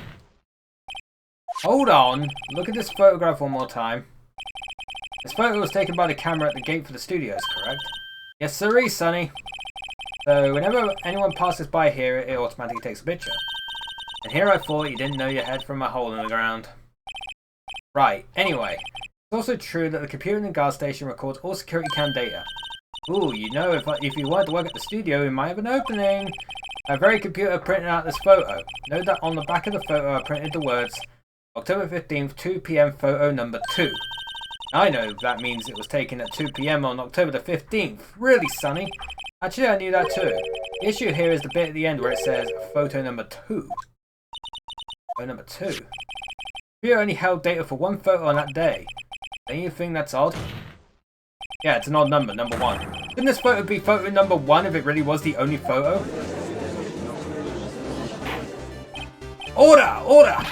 Please tell the court what you mean by this, Mr. Wright. Actually, that's what I want to ask the witness. This evidence shows that not one but 2 people went to the studio that day. Yet there is only data for one of the photos. Who could have erased the data for the other photo? Only someone with access. The security lady herself. Me? You watch your mouth, whippersnapper. The only person I saw that day was Will Powers. But the camera on the gate fired twice. That means 2 people went by. Well, yes, that's what it would seem to me. And the witness explained this to the court. I don't understand these newfangled computer things. Oh gosh. Edgy boy, help! Huh? Believe me, I want to, but I don't know what this means either. Huh. Some help you are. You're a whippersnapper too. Whippersnapper? Doing the man, Miss Oldberg? That's right. I just remembered something. Well, let me guess. Someone else passed by the gate. Someone other than the Steel Samurai?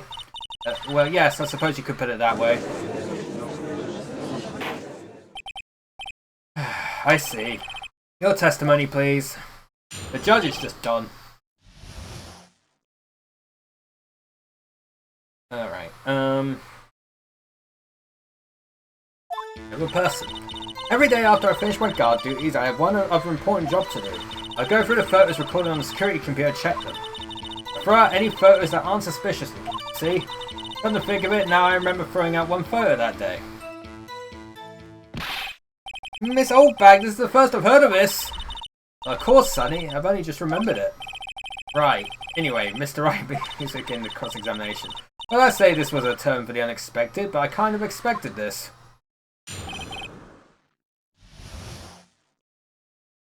Alright.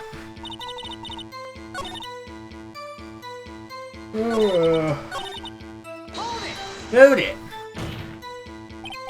Well, who in the heck was in that photo you erased? A fanboy. Fanboy? Real samurai fanboys, real freaks if you ask me. They get information about the rehearsals from gosh knows where.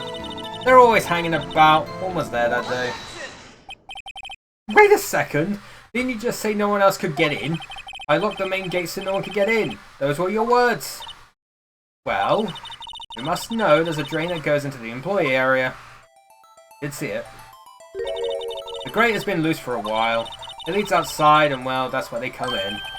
They come in through the drain. I told you, they were freaks. Oh, and they're kids, children, whippersnappers. The kids! So, on the photo that you erased, there's a boy, probably second or third grade. What? Order, order! Let me get this straight. You saw two people pass by the gate on their way to the studios that day. One was the still samurai dragging his leg. The other was a boy who looked to be in about second or third grade. Oh yes, well we see his type here. We see this type here. We see his type there every day. Can't stop him, can't catch him. Boy in second or third grade? I assume it would be hard, if not impossible, for a young boy to wield a samurai spear. Possible, I think. Quite heavy. Right, as I said, I didn't pay him much mind. That's why I erased the data. Okay, what's going on? I mean, the boy was there, that makes him a suspect. Yeah, and they're already trying to unsuspect him. This court will take a 5-minute recess. I want the defense and the prosecution to consider this new information. And no forgetting vital information this time.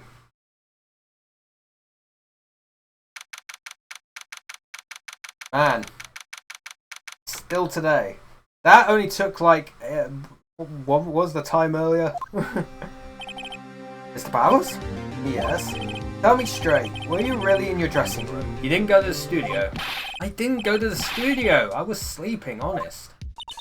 Now, who was the still samurai in that security photo?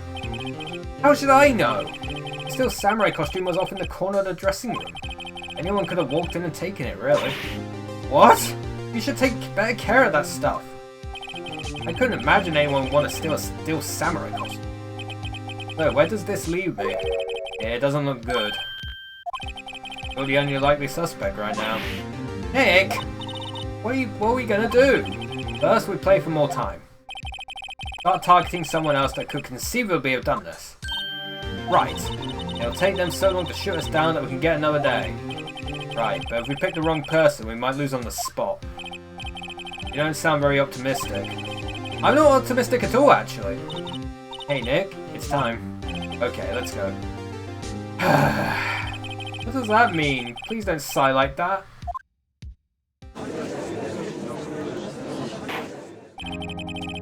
Court will now reconvene for the trial of Mr. Will Powers. Mr. Edgeworth, will you present the prosecution's thoughts on this matter? The prosecution's thoughts are simple. Nothing has changed. The other person who went to the studios was a boy of roughly 10 years of age. The photo we do have may not be hard evidence, but there is still no one else that could have committed this crime. I call for a verdict of guilty for the defendant, Mr. Will Powers. Well, Mr. Wright, your thoughts? The defense disagrees with the prosecution's claim. There is another person who could have committed this crime. Order! Interesting. Let's hear you have in mind. However, be aware that this court does not look kindly on accusing the innocent. If you accuse someone who is obviously innocent, you will be penalized. Right. Great. As if the stakes weren't high enough. Who was this person other than Mr. Powers that could have committed murder? It was the security lady, Wendy Oldbag. Who? The Steel Samurai is dragging his leg in this picture. That means whoever was in the suit knew about that morning's injury. Maybe because they had been watching the action scene run through. There was only one person other than Powers and Hammer who knew about the injury. Security lady Oldbag. What? Whippersnapper. Order! Order! Is this true, Oldbag? Oldbag? That's Miss Oldbag to you. Miss Oldbag was standing guard alone at the main gate. She was by herself. In other words, she has no alibi. You could have briefly left her post to steal the Steel Samurai costume. Slipped into Studio 1, the scene of the murder. Why would she go through the trouble of wearing the Steel Samurai costume? Simple, Your Honor. She knew the camera at the gate would take a picture. If she was in his costume, she could point the finger at Mr. Powers. I see! Excellent deductive reasoning, Mr. Wright. Oh yeah, right here. Sherlock Holmes #2, baby! That's odd. Isn't this the part where Edgeworth pounces? Doesn't he usually jump up with an objection and some new damning evidence? Well, Mr. Edgeworth, does the prosecution have an opinion on this matter? The prosecution has no meaningful objections at this time. What? What's that supposed to mean? Oh, so you all think I did it? Is that it? Edgy boy, don't just sit there, do something! Don't move. Maybe now's my chance to take this the whole way. The very same reasoning that makes Mr. Powers a suspect in this case can be used to cast doubt on Miss Oldbag's actions on that day. But why would I do something so horrible to poor Hammer? You forget that Mr. Powers lacks a clear motive too. Indeed. I did it, and now Windbag is one of the suspects. No hard feelings, I hope. Wait just a minute! What about the other person who went to the studio? The boy! The one whose photo I erased. Only a grade schooler though, as you said. 2nd or 3rd grade, was it? But that doesn't matter. When I was that age, I could pin my old man in 10 seconds tops. Your thoughts, Mr. Wright? That boy is not the killer. What? How can you be so sure? Oh, is it be nice to the kids and mean to your elders day, whippersnapper? I have proof. Proof? Indeed? Then let's see this proof, Mr. Wright. You have proof that shows the boy could not have committed this murder? A spear. Take that! Your Honor! The murder weapon was the samurai spear. A very spear is shown here in this photo. How could the boy have taken the spear? It's impossible. I see! Oh, would the witness care to comment on this? Urgh. Windbag. Speechless. This has got to be the first. Very well. Court will suspend proceedings on the current trial for today. Mr. Edgeworth, please find out more about your witness, Miss Windy... What was her name? Something Oldbag, Your Honor. And the prosecution will look further into this Oldbag before we continue. That is all. This court is adjourned. Wait a second! I'm not going to just sit here while you run off barking up the wrong tree. Me. I'm talking. Oh great, stop the presses. The windbag wants to talk. This is getting wild. Miss Oldbag, what is this all about? Have you omitted something from your testimony? Actually, you must know, there's something I was told not to talk about. Not to talk about? By whom? Huh? You mean it wasn't Edgeworth who told her not to talk? Well, testify! Testify! Global Studios wanted me to keep quiet about something. There were some other people at the studios on the day of the murder. They said they had nothing to do with it, see? They told me to just pretend they hadn't been at the studios that day. If you're gonna go accusing me, I'm not letting them get away scot-free. Miss Oldbag, this is crucial information. Why did you keep this from the court until now? Ain't you been listening? You told me to shut my trap, and I always do what I'm told. No, this isn't a bad dream, Your Honor. Witness the power of the Oldbag. Mr. Wright, your cross-examination. He sounds done. You know what? I don't blame him.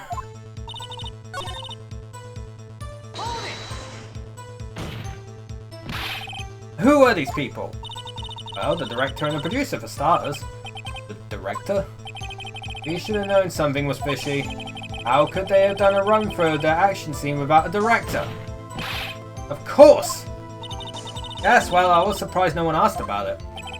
So, where were these people? The director was in the employee area all morning for the run-through. He joined the producer around lunchtime and they had a meeting after it. Where? Oh, in the Studio 2 trailer. Ooh, there was a Studio 2? Well, if you look at the guide map, here it is. You go through the gate all the way to the left. Path where the monkey's head was fallen over. Well, Mr. Wright, would you like to continue the cross-examination? I think I've already asked all my questions, but there we go. Your Honor, we have learned that there were others at Global Studios on the day in question. The director and the producer and some bigwigs were all present. Yet, as we stand here, they have not been questioned. I hold that it is impossible to declare a verdict on the defendant, Mr. Powers. Court acknowledges the defense's point. Prosecution will gather more information about the witness, Miss Oldbag, and more information about these other people we have just been told of. He doesn't look happy. Understand, Your Honor. Send the case proceedings and the trial of Mr. Will Powers. That is all. This court is adjourned.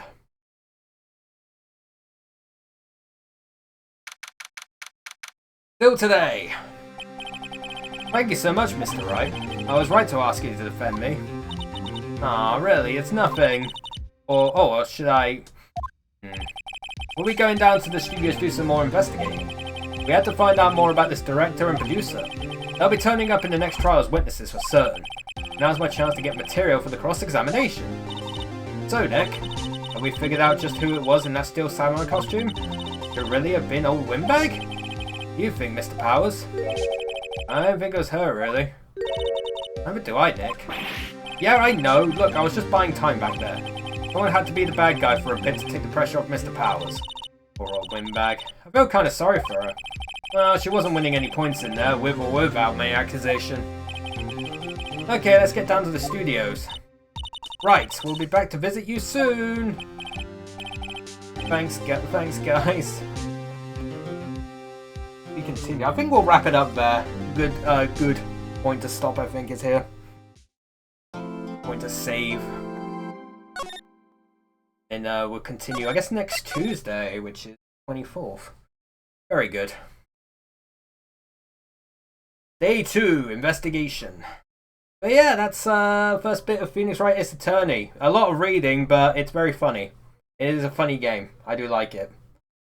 I am quite enjoying it, as they like to say. But yeah, the next time we play this is next Tuesday. That's the 24th.